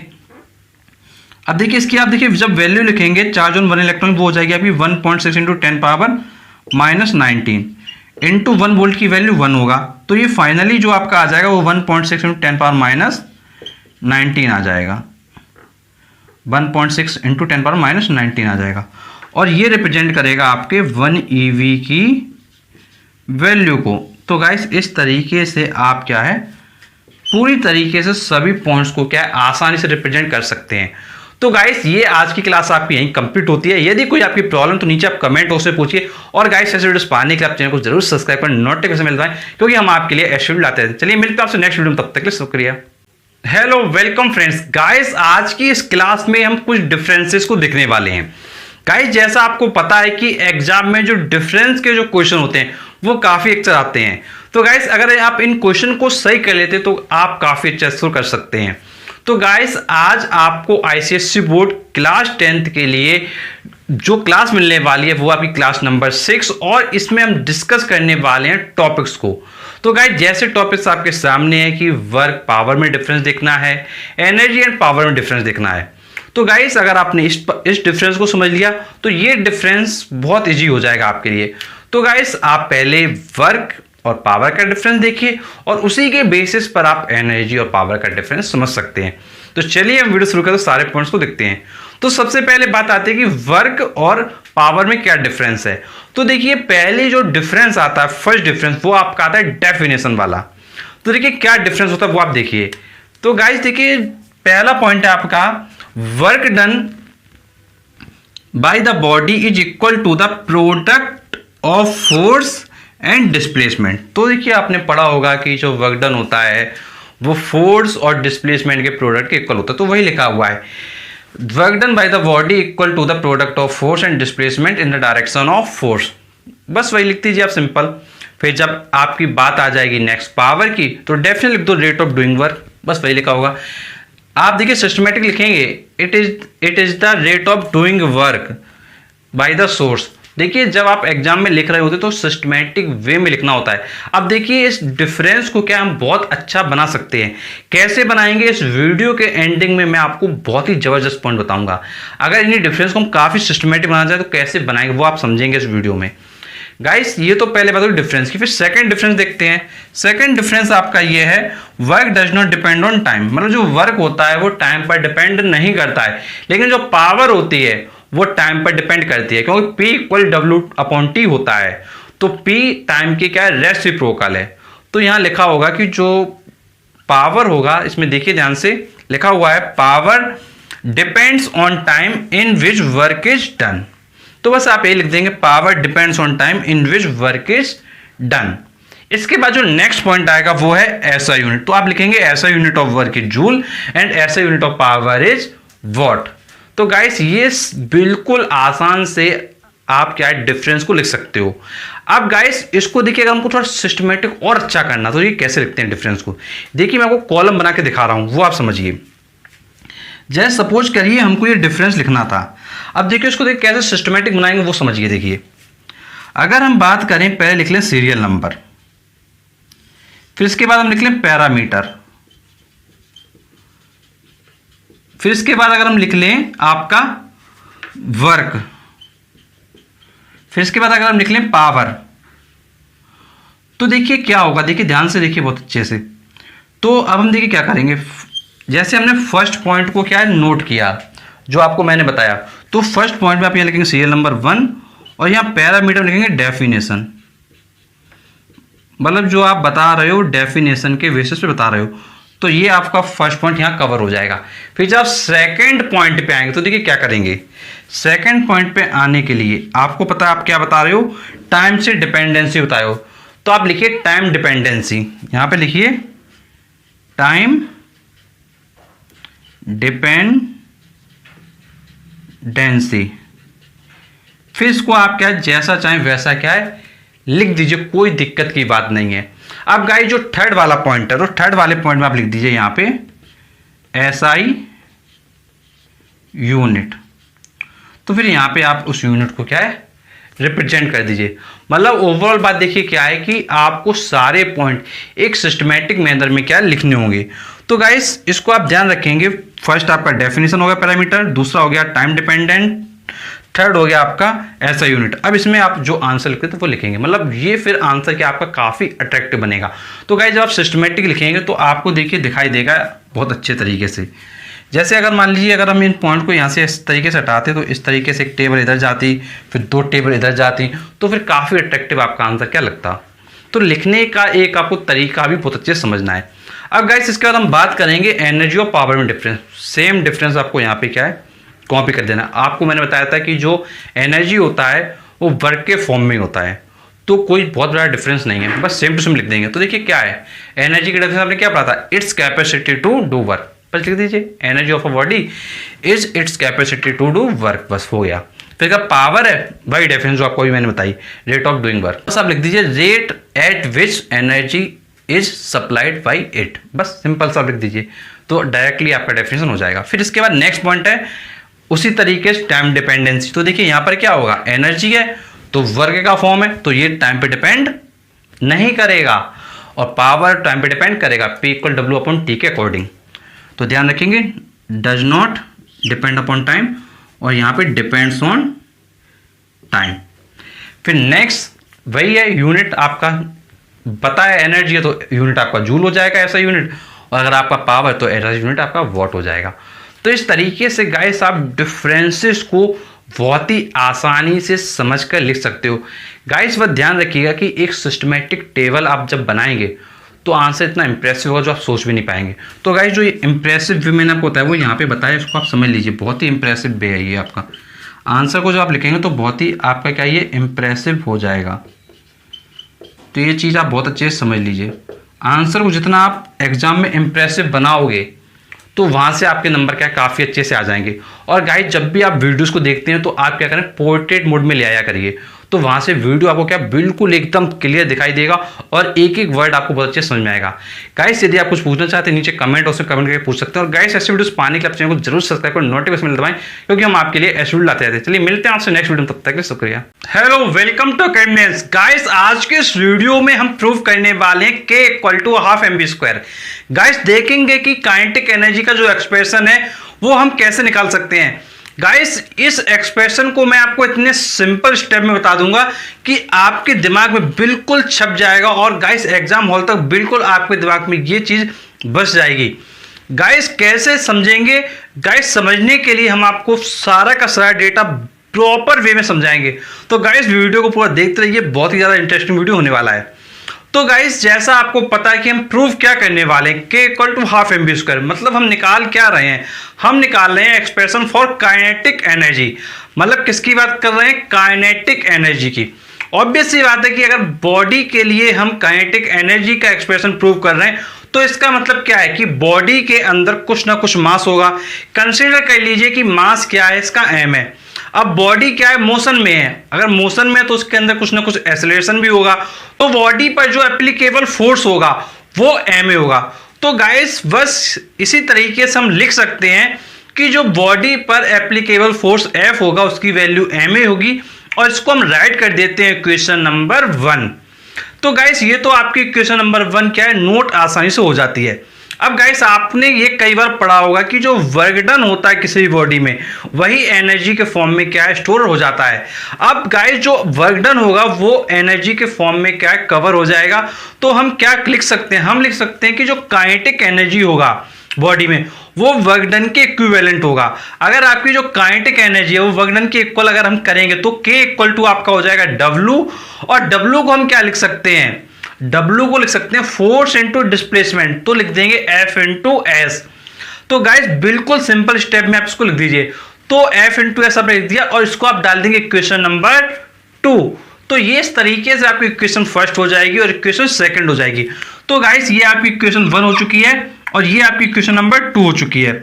अब गाइस आपको पता है कि कोई भी बॉडी है, अब वो बॉडी किस में आएगी? वो बॉडी आएगी मोशन में, क्योंकि आपको पता है काइनेटिक एनर्जी है। अब आपको सोच के देखिए, ये बॉडी है, अब इसमें क्या होगा? काइनेटिक एनर्जी होगा। अब काइनेटिक एनर्जी अगर होगा तो क्या होगा? ऑब्वियस सी बात है कि बॉडी में शुरुआत में स्टार्टिंग में कुछ ना कुछ क्या होगा, वेलोसिटी होगा। और वेलोसिटी होने का सपोज करिए इसको आपने इस तरीके से फेंका, अब ये बॉडी नीचे कब गिरेगी? जब इसकी जो वेलोसिटी होगी फाइनल पॉइंट पे वो क्या हो जाएगी? जीरो हो जाएगी। मतलब कोई भी काइनेटिक एनर्जी अगर बॉडी रिप्रेजेंट कर रही है तो उसमें क्या होगा? उसमें इनिशियल में जो वेलोसिटी है वो एग्जिस्ट करेगी, हम कंसीडर कर लेते हैं वो वेलोसिटी v है, और जो फाइनल में वेलोसिटी जो हो जाएगी वो जीरो हो जाएगी। और जैसे वेलोसिटी जीरो होगी वैसे ही बॉडी क्या है, रुक जाएगी। तो गाइस जो फाइनल वेलोसिटी है वो आपकी क्या है, जीरो हो जाएगी। तो ध्यान रखेंगे अगर किसी भी बॉडी में काइनेटिक एनर्जी है तो फिर जो इनिशियल में वेलोसिटी है वो कुछ ना कुछ होगी, उसको हमने कंसीडर कर लिया v, और फाइनल में जब वो रुक जाएगी तो उसकी वेलोसिटी क्या हो जाएगी? जीरो हो जाएगी। इसलिए हमने लिखा है कि इनिशियल वेलोसिटी आपकी v है और फाइनल वेलोसिटी आपकी क्या है? जीरो है। अब गाइस आपने थर्ड लॉ ऑफ मोशन कई बार पढ़ा होगा, v square equal to u square plus 2as। ये चीज आपने कई बार पढ़ी होगी, बस इसी एक्सप्रेशन को हम यहाँ पे अप्लाई करेंगे। तो देखिए v square equal to u square plus 2as। अब देखिए v की जगह अभी आपने पढ़ा है v क्या होता है, यहाँ पर होता है v होता है फाइनल वेलोसिटी, u क्या होता है? इनिशियल वेलोसिटी, a क्या होता है? एक्सेलरेशन, s क्या होता है? डिस्प्लेसमेंट। तो बस वही वैल्यू आप लिख दीजिए। अब आपको पता है कि ये क्या है? ये है फाइनल वेलोसिटी। क्या है ये? Final velocity. और फाइनल वेलोसिटी अभी आपने देखा हुआ है कि फाइनल वेलोसिटी क्या है आपकी? जीरो है। तो इसलिए यहां पर हमने क्या लिख दिया? जीरो लिख दिया। और u क्या होता है आपका? ये होता है आपका इनिशियल वेलोसिटी। क्या होता है आपका? Initial velocity. अब गाइस इनिशियल वेलोसिटी अभी आपको मैंने बताया कि ये क्या है आपकी v है, ये हमने v कंसीडर कर ली है। तो final velocity zero, initial velocity v। अब यहाँ पे आप देखिए प्लस 2as है। अब देखिए इसमें देखिए समझने की बात देखिए ये है कि यहाँ पर ये नेगेटिव साइन कैसे आ गया। ये इंपॉर्टेंट बात है कि ये जो नेगेटिव साइन है ये कैसे आ गया, ये सबसे बड़ा क्वेश्चन मार्क है। तो देखिए आपको समझना है बहुत ध्यान से। आपको पता है कि बॉडी में इनिशियल वेलोसिटी क्या थी? v थी, लेकिन फाइनल वेलोसिटी क्या हो गई? जीरो हो गई। तो बॉडी की वेलोसिटी क्या हो रही है? डिक्रीज हो रही है। बॉडी की वेलोसिटी डिक्रीज हो रही है तो बॉडी में क्या होगा? रिटार्डेशन होगा। और बॉडी में अगर रिटार्डेशन होगा तो आपको ये पता होना चाहिए जब भी कोई बॉडी रिटार्ड करती है उसमें रिटार्डेशन होता है तो एक्सेलरेशन क्या हो जाता है? उसका नेगेटिव हो जाता है। इसलिए ए की वैल्यू क्या होगी? नेगेटिव होगी। और ए नेगेटिव होने की वजह से ये जो साइन है वो यहाँ पे हमने माइनस लगा दिया है, तो -2as आपका क्या हो जाएगा। और डिस्प्लेसमेंट हमने s क्या कंसीडर कर लिया है। तो गाइस इसलिए आपका ये यहाँ पर क्या नेगेटिव साइन आ गया। ध्यान रखेंगे रिटार्डेशन है, इसलिए रिटार्डेशन क्यों, क्योंकि वेलोसिटी क्या है, कम हो गई है। वेलोसिटी v थी और v से क्या हो गई, 0 हो गई, इसलिए यहाँ पर क्या नेगेटिव साइन आपका आ गया। अब आप देखिए 0 की जगह 0 लिखा, v स्क्वायर की जगह v स्क्वायर लिखा, -2s की जगह -2s लिखा। अब देखिए, अब आपको देखिए आगे समझिए क्या करना है। अब आप क्या करिए, इस टर्म को क्या है राइट साइड ले आइए, सॉरी इस टर्म को क्या है आप लेफ्ट साइड ले आइए। तो v स्क्वायर इक्वल टू हो जाएगा 2as। यहां से आप s की वैल्यू निकाल लीजिए, s की वैल्यू आपकी हो जाएगी v स्क्वायर अपॉन 2a। तो यहां से ये आपकी वैल्यू निकल के आ जाएगी v स्क्वायर अपॉन 2a। तो यहां तक आपको काफी अच्छे समझ में आ गया होगा।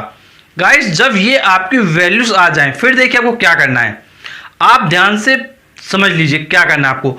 आपने जो ये s की वैल्यू निकाली है इसको ध्यान से देखिए, और आपने जो ये f की वैल्यू निकाली है इसको ध्यान से देखिए। एक ये वैल्यू और एक ये वैल्यू, इन दोनों वैल्यूज को ध्यान से देखिए। इन दोनों वैल्यूज को हम देखिए क्या करेंगे, एक ये वैल्यू है और एक आपकी ये वैल्यू है। इन दोनों वैल्यूज को हम इक्वेशन नंबर 2 में क्या है रख देंगे। मतलब f की वैल्यू यहां रखेंगे और s की वैल्यू यहां रखेंगे। मतलब f यहां से रखेंगे आप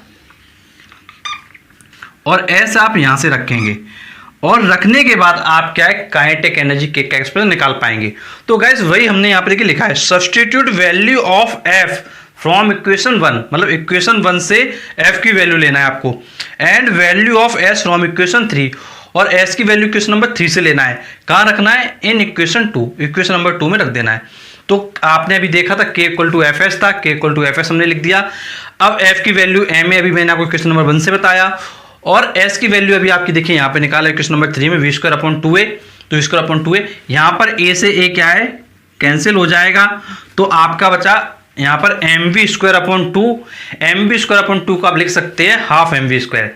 तो ये आपका काइनेटिक एनर्जी का एक्सप्रेशन आ गया। तो इस तरीके से आप काइनेटिक एनर्जी का एक्सप्रेशन क्या है निकाल सकते हैं, और आप इसको लिख देंगे हेंस प्रूव्ड।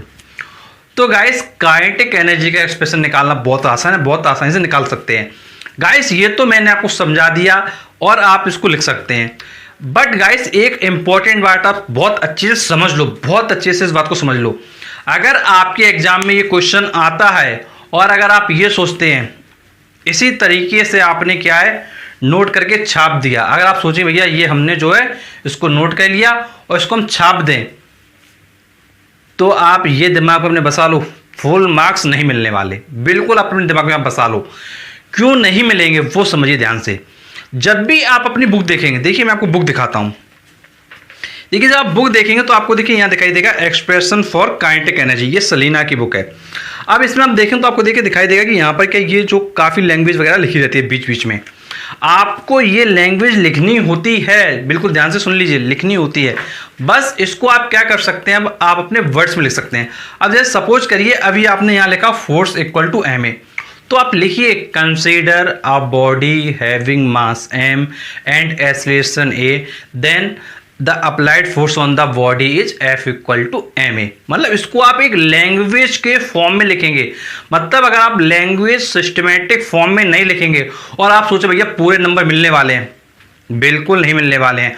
और देखिए गाइस अगर मैं चाहता तो ये जैसे मैंने ये लाइन आपको देखिए यहाँ लिख के दिखाया, यहाँ पे एक लाइन ये लिखा एक लाइन ये लिखा, जैसे मैंने आपको ये लिख के दिखाया, अरे मैं भी तो स्किप कर सकता था, स्किप कर सकता था। मैं आपको क्या बता देता कि भाई एक वैल्यू आपकी ये आ गई है, एक वैल्यू ये आ गई है, और इसको आप यहाँ पे क्या रख दीजिए, बस इतना मैं बोल सकता था और आगे बढ़ सकता था। लेकिन गाइस मैं आपको समझा रहा हूँ कि भाई ये चीज़ें लिखना पड़ता है, ये नहीं कि भैया हवा में सब कुछ हो रहा है। तो गाइस आप समझ लीजिए अगर अच्छे नंबर लाना है तो एक सिस्टमेटिक वे में आप लिखेंगे। गाइस जो थोड़ी जो भी आप चीज़ें लिख रहे हो, जैसे आपने यहाँ पर लिखा तो इसके पहले कुछ लिखेंगे, फिर आप जैसे अभी आपको ये लिखा बॉडी है kinetic energy equal to work done. अभी मैंने आपको बताया था कि जो वर्क डन होता है वो काइनेटिक एनर्जी फॉर्म में क्या कन्वर्ट हो जाता है। तो ये सब चीज़ें आप क्या रिप्रेजेंट करोगे, जितना मैं बीच बीच में बोलता रहता हूँ, बहुत ज़्यादा बोलता रहता हूँ, तो ये चीज़ें आपको यहाँ लिखना पड़ता है कि भाई ये चीज़ें थी, ऐसे हुआ, ये किया वो किया, ये सब आपको लिखना होता है। उसके बाद आप एक्सपेक्ट कर सकते हैं कि आपको फुल मार्क्स मिलेंगे। तो गाइस मैंने आपको प्रॉपर जानकारी दी।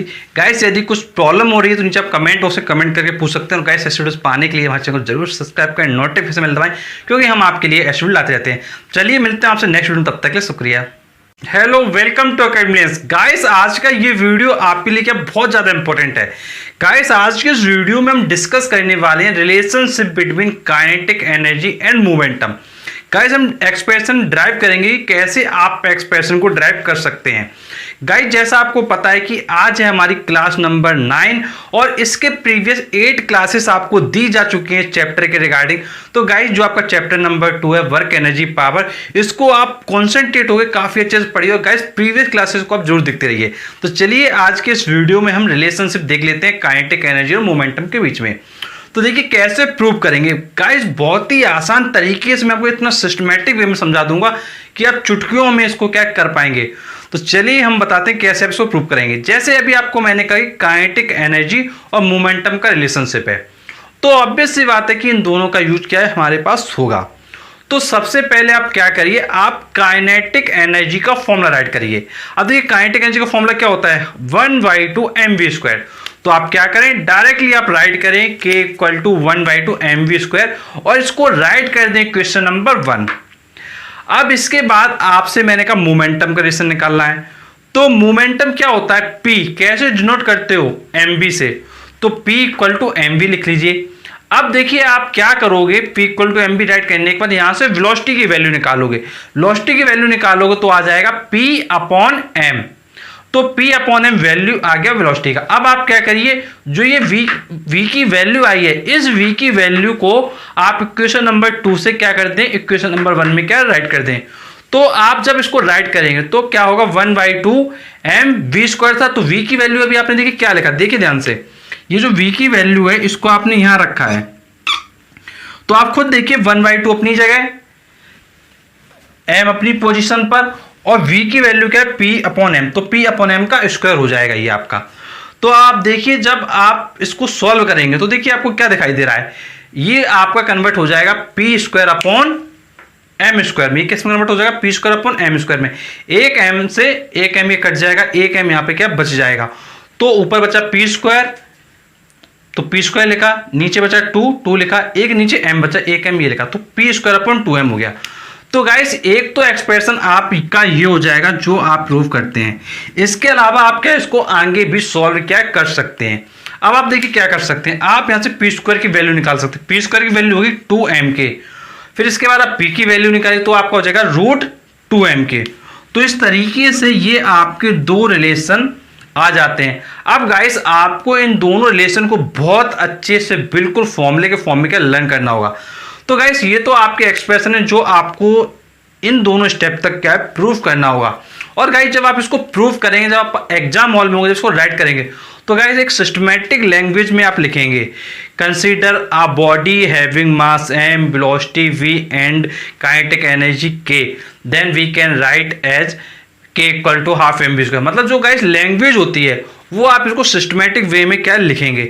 सिर्फ ये नहीं कि आपने क्या इन टर्म को लिख दिया, बट गाइस अगर आपको एग्जाम हॉल तक बिल्कुल अच्छे से लर्न करके रखना है तो आपको ये जो स्टेप है, जो स्टेप मैंने आपको इधर बताया फिर इसका इधर बताया, इनको एक प्रॉपर वे में आपको क्या अपने दिमाग में बिल्कुल अच्छे से छापना होगा।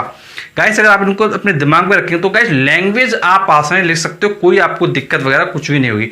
तो आप ध्यान रखेंगे कि आपको इस तरीके से प्रूव कर देना है। अब गाइस इसके आगे हम कुछ 2 केसेस देखेंगे, उन दोनों केसेस के बेसिस पर कुछ पॉइंट डिस्कस करेंगे। जैसे हम फर्स्ट केस डिस्कस करते हैं। पहले फर्स्ट केस में हम कंसीडर कर लेते हैं कि हमारे पास क्या 2 बॉडी हैं। अब दो बॉडी जो हमारे पास हैं उनका जो मोमेंटम है वो सेम है, तो हम मोमेंटम का सेम ले लेते हैं।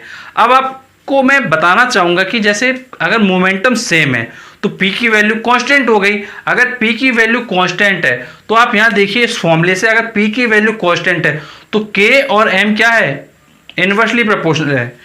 तो हमने लिख दिया k इनवर्सली प्रोपोर्शनल m। तो यहां पर आपको क्या दिखाई दे रहा है, अगर मास की वैल्यू इंक्रीज करेगी तो काइनेटिक वैल्यू डिक्रीज करेगी। मतलब मास इंक्रीज करेगा तो काइनेटिक एनर्जी डिक्रीज करेगा। मास इंक्रीज करने को बोलते हैं कि अगर बॉडी हैवियर है, अगर बॉडी हैवियर है तो काइनेटिक एनर्जी उसमें क्या होगा, कम होगा। और अगर बॉडी क्या है, हैवियर कम है, तो फिर काइनेटिक एनर्जी क्या है उसका ज्यादा होगा। तो इस तरीके से ये क्या रेसिप्रोकल होता है, मतलब एक वैल्यू इंक्रीज करेगी तो दूसरी वैल्यू डिक्रीज करेगी। अब सिमिलरली हम देख लेते हैं सेकंड केस। अब देखिए सेकंड केस में आप क्या कंसीडर कर लें कि जो काइनेटिक एनर्जी है दोनों बॉडी की वो सेम है, मतलब कांस्टेंट है काइनेटिक एनर्जी। अगर काइनेटिक एनर्जी सेम है तो अब आप इस एक्सप्रेशन से देखिए P डायरेक्टली प्रोपोर्शनल हो जाएगा रूट एम के। मतलब यहां पे आपको क्या दिख रहा है, P directly proportional root m. तो यहां से आपको दिख रहा है अगर m की वैल्यू इंक्रीज करेगी तो मोमेंटम P की वैल्यू भी इंक्रीज करेगी, और अगर m की वैल्यू डिक्रीज करेगी तो मोमेंटम P भी डिक्रीज करेगा। तो यहां से आपको दिख रहा है जो हैवियर बॉडी होगी उसका मोमेंटम क्या है, ज्यादा होगा, और जो लाइटर बॉडी होगी उसका मोमेंटम क्या है, कम होगा, क्योंकि यहां पर क्या है डायरेक्टली प्रोपोर्शनल का रिलेशन हो रहा है। तो गाइस इस चीज को आप बहुत अच्छे से ध्यान रखेंगे। तो गाइस ये जो आपको मैंने पॉइंट्स बताए इनको बहुत अच्छे से समझ लीजिए, और गाइस काफी अच्छे से इनको क्या है अपने दिमाग में छाप लीजिए। और गाइस इतने अच्छे से मैं आपको समझा रहा हूँ सारे टॉपिक्स को, बस आप एक बार बहुत अच्छे से ध्यान से कवर कीजिए सारी चीजों को। गाइस यदि कोई आपकी प्रॉब्लम है तो नीचे कमेंट बॉक्स में कमेंट करके पूछ सकते हैं। और गाइस ऐसे वीडियोस पाने के लिए प्लीज चैनल जरूर सब्सक्राइब करें, नोटिफिकेशन मिलता है, क्योंकि हम आपके लिए ऐसे वीडियो लाते रहते हैं। तो चलिए मिलते हैं आपसे नेक्स्ट वीडियो, तब तक के शुक्रिया। Hello, welcome to academy. Guys आज की इस वीडियो में हम बात करने वाले हैं वर्क एनर्जी थ्योरम के बारे में। गाइस जैसा आपको पता है कि वर्क एनर्जी थ्योरम कई बार आपके एग्जाम में पूछा जाता है, और गाइस ये क्वेश्चन आपके लिए क्या बहुत ज्यादा इंपॉर्टेंट हो जाता है, और गाइस एग्जाम में इसके आने के बहुत ज्यादा चांसेस होते हैं। तो गाइस सबसे पहले हम देखेंगे कि वर्क एनर्जी थ्योरम क्या है, और उसके बाद देखेंगे कि इसको कैसे हम प्रूव कर सकते हैं।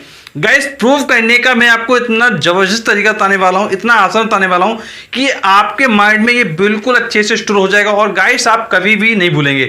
गाइस जैसा आपको पता है कि आज है आपकी क्लास नंबर 10, और गाइस ये आपका चैप्टर 2 चल रहा है वर्क एनर्जी एंड पावर। और गाइस इससे प्रीवियस जो आपकी 9 क्लासेस हैं उसके वीडियो ऑलरेडी अपलोड किए जा चुके हैं, तो गाइस सभी वीडियोस को आप जरूर देख लीजिएगा। तो चलिए हम डिस्कस करते हैं क्या है वर्क एनर्जी थ्योरम। तो देखिए वर्क एनर्जी थ्योरम के लिए मैं आपको सिर्फ एक फॉर्मूला बता रहा हूं, और उसके बेसिस पर आप ऑटोमेटिकली वर्क एनर्जी थ्योरम का स्टेटमेंट लिख पाएंगे, और उसके बाद उसको प्रूव भी कर पाएंगे। तो देखिए क्या है वो फॉर्मूला। देखिए फॉर्मूला सिर्फ आपको लर्न करना है, डेल्टा के इक्वल टू डब्ल्यू। क्या बोल रहा हूं आपसे मैं, डेल्टा के इक्वल टू डब्ल्यू। डेल्टा के क्या है, increase in kinetic energy, W क्या है, वर्क डन।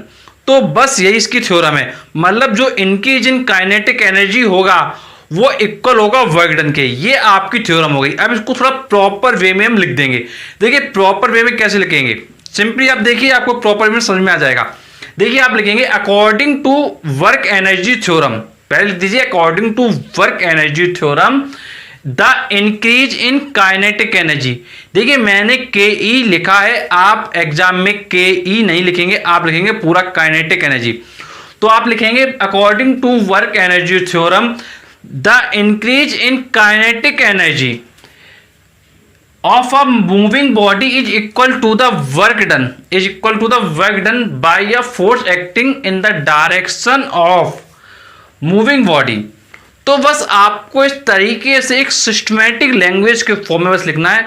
मेन कहानी यही है कि जो इंक्रीज इन काइनेटिक एनर्जी है वो वर्क डन के क्या है, इक्वल होने वाली है।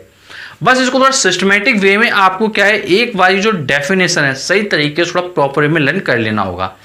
अब इसके बाद बात आती है इसको प्रूव कैसे करेंगे, कैसे इसको हम प्रूव कर सकते हैं। गाइस प्रूव करने का बहुत सिंपल मेथड मैं आपको बता रहा हूं। गाइस देखिए कैसे प्रूव करेंगे। देखिए सबसे पहले हम आते हैं प्रूफ के फर्स्ट स्टेप पर। तो देखिए जैसा आपको पता है कि जो फोर्स की वैल्यू होती है वो क्या होती है आपकी ma। तो F इक्वल टू ma आप क्या राइट कर सकते हैं, इसको डाल दीजिए आप इक्वेशन नंबर फर्स्ट। इसके बाद आपको देखिए दिखाई देता है कि आपको वर्क डन क्या होता है, फोर्स इनटू डिस्प्लेसमेंट। तो W इक्वल Fs, इसको आप डाल दीजिए इक्वेशन नंबर 2। अब इसके बाद आपकी इक्वेशन 1 हो गई, इक्वेशन 2 हो गई। अब इसके बाद आप क्या अप्लाई करेंगे, आप अप्लाई करेंगे थर्ड लॉ ऑफ मोशन। अब इसके बाद आप अप्लाई करिए third law of motion, v square equal to u square plus 2as। अब आप यहां से देखिए क्या करेंगे, आप वैल्यू निकालेंगे। किसकी वैल्यू निकालेंगे, आप s की वैल्यू निकालेंगे। कैसे निकालेंगे, बस आपको यू स्क्वायर क्या करना है, शिफ्ट करना है LHS में। तो v square minus u square equal to 2as।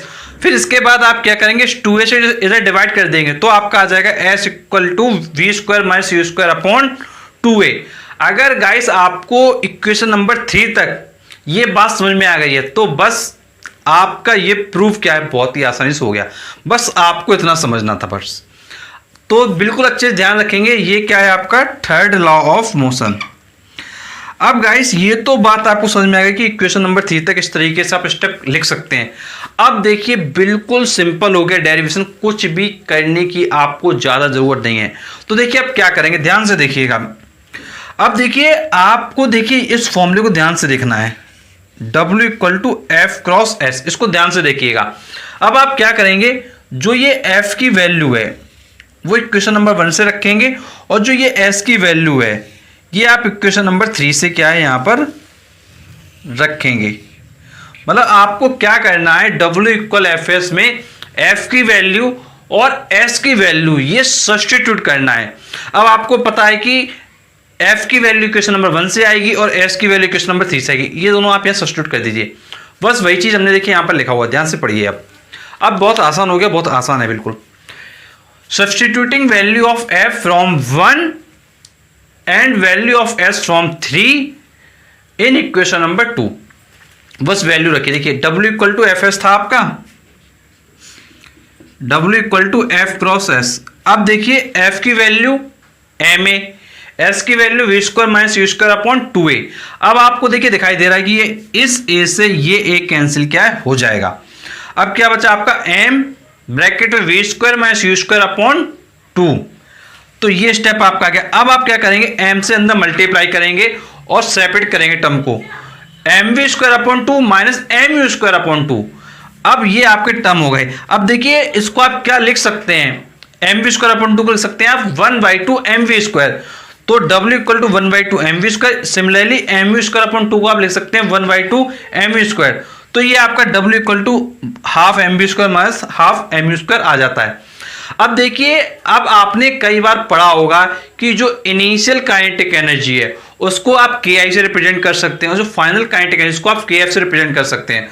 तो इनिशियल काइनेटिक एनर्जी को आप KI से रिप्रेजेंट कीजिए, फाइनल काइनेटिक एनर्जी को आप KF से रिप्रेजेंट कीजिए। अब इनिशियल काइनेटिक एनर्जी निकालोगे तो हाफ एम यू स्क्वायर हो जाएगा और जब आप फाइनल काइनेटिक एनर्जी निकालोगे तो हाफ एम वी स्क्वायर हो जाएगा। आपको देखिए पता होगा कि जो काइनेटिक एनर्जी होता है वो आपका 1/2 मास इंटू वेलोसिटी का स्क्वायर होता है। ये आपको बहुत अच्छे से ध्यान रखना है। अब देखिए जब इनिशियल काइनेटिक एनर्जी निकाल रहे हो तो वेलोसिटी इनिशियल वाली लोगे u, और जब फाइनल निकाल रहे हो तो वेलोसिटी फाइनल वाली लोगे जो है आपकी v। अब देखिए, अब आप देखिए क्या करेंगे, KI KF आपका ये हो गया। अब आप ध्यान से देखिए इन दोनों टर्म्स को, एक इस स्टेप को, मतलब इस स्टेप को आप ध्यान से देखिए, ये वैल्यू किसकी हो गई है, ये वैल्यू हो गई आपकी KF की और ये वैल्यू किसकी होगी आपकी KI की। तो आप लिखेंगे W equal to KF minus KI, और KF माइनस KI को आप क्या बोल सकते हो, डेल्टा के। अब देखिए फाइनल वैल्यू से इनिशियल वैल्यू माइनस हो रही है तो इसका मतलब क्या है, वैल्यू में इंक्रीज हो रहा है। तो इसलिए हमने देखिए यहां लिख दिया इंक्रीज इन काइनेटिक एनर्जी और W को लिख दिया वर्क डन। तो देखिए आपका प्रूव हो गया कि जो वर्क डन है वो इंक्रीज इन काइनेटिक एनर्जी के क्या है, इक्वल है। तो गाइस इस तरीके से आप सिंपल टर्म्स में वर्क एनर्जी थ्योरम का जो आर्टिकल है इसको काफी अच्छे से प्रूव कर सकते हो, कोई भी आपको दिक्कत होने वाली नहीं है। तो गाइस ध्यान रखिएगा, जब भी आप एग्जाम में वर्क एनर्जी थ्योरम लिखें तो पहले आपको स्टेटमेंट राइट करना है, फिर उसका इसको प्रूव करना है। जब आप प्रूव करें इसको तो देखिए ध्यान रखिएगा कि आपको लैंग्वेज क्या यहाँ लिखना है। ये नहीं कि आपने केवल इसी तरीके से बिल्कुल छाप के चले आए और आप इसको क्या है बिल्कुल ऐसे छाप के, ऐसे नहीं करना है। आपको सिस्टमेटिक वे में लिखना है, consider a body having mass M acceleration A. इस तरीके जो थ्योरी आप लिखते हैं वो आपको प्रॉपर वे में लिखना, उसके बाद इन चीज़ों को क्या एक्सप्रेस करना है। बट गाइस ध्यान रखिएगा कि अगर आपको ये स्टेप आते हैं, इन स्टेप को आपको माइंड में आपके ध्यान है तो गाइस फिर थ्योरी लिखना बहुत ही ज़्यादा आसान है, इसको आप कोई भी लिख सकता है। तो गाइस बिल्कुल जरा सा एफर्ट करते आप थ्योरी लिख पाएंगे। बस एक इंपॉर्टेंट बात और ध्यान रखिएगा, जैसे मैंने कई बार देखी यहाँ पे जैसे के लिख दिया, ये आप ध्यान से देखिए। अब जब आप एग्जाम में लिखेंगे तो आप k.e. नहीं लिखेंगे, आप लिखेंगे फुल काइनेटिक एनर्जी पूरा लिखेंगे। ध्यान रखेंगे आपको KE नहीं लिखना है, आपको लिखना है काइनेटिक एनर्जी पूरा लिखेंगे। अगर पूरा नहीं लिखेंगे तो आपके नंबर क्या है, कट जाएंगे, ध्यान रखिएगा बिल्कुल। नहीं तो आप सोचें भाई हम सर ने लिखा था तो हम भी लिख के चले आते हैं, ऐसा बिल्कुल भी नहीं करना है।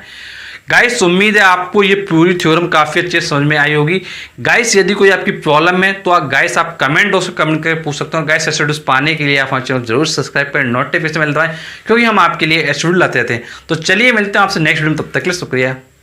Hello, welcome to academy. Guys आज है आपकी क्लास नंबर 11 और इसमें हम डिस्कस करने वाले हैं principal of conservation of energy. Guys इसके प्रीवियस आपकी 10 क्लासेस हो चुकी हैं गाइस, उनके वीडियो आपने ऑलरेडी देख चुके होंगे।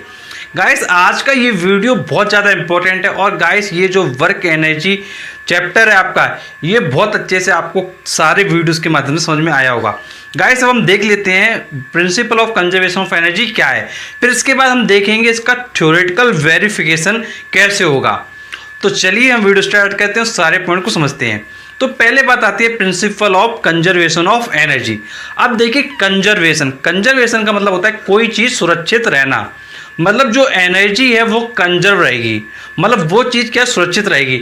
अब इसको देखिए आप क्या लिखेंगे, इसका क्या आप आर्टिकल लिखेंगे, देखिए ध्यान से समझिए।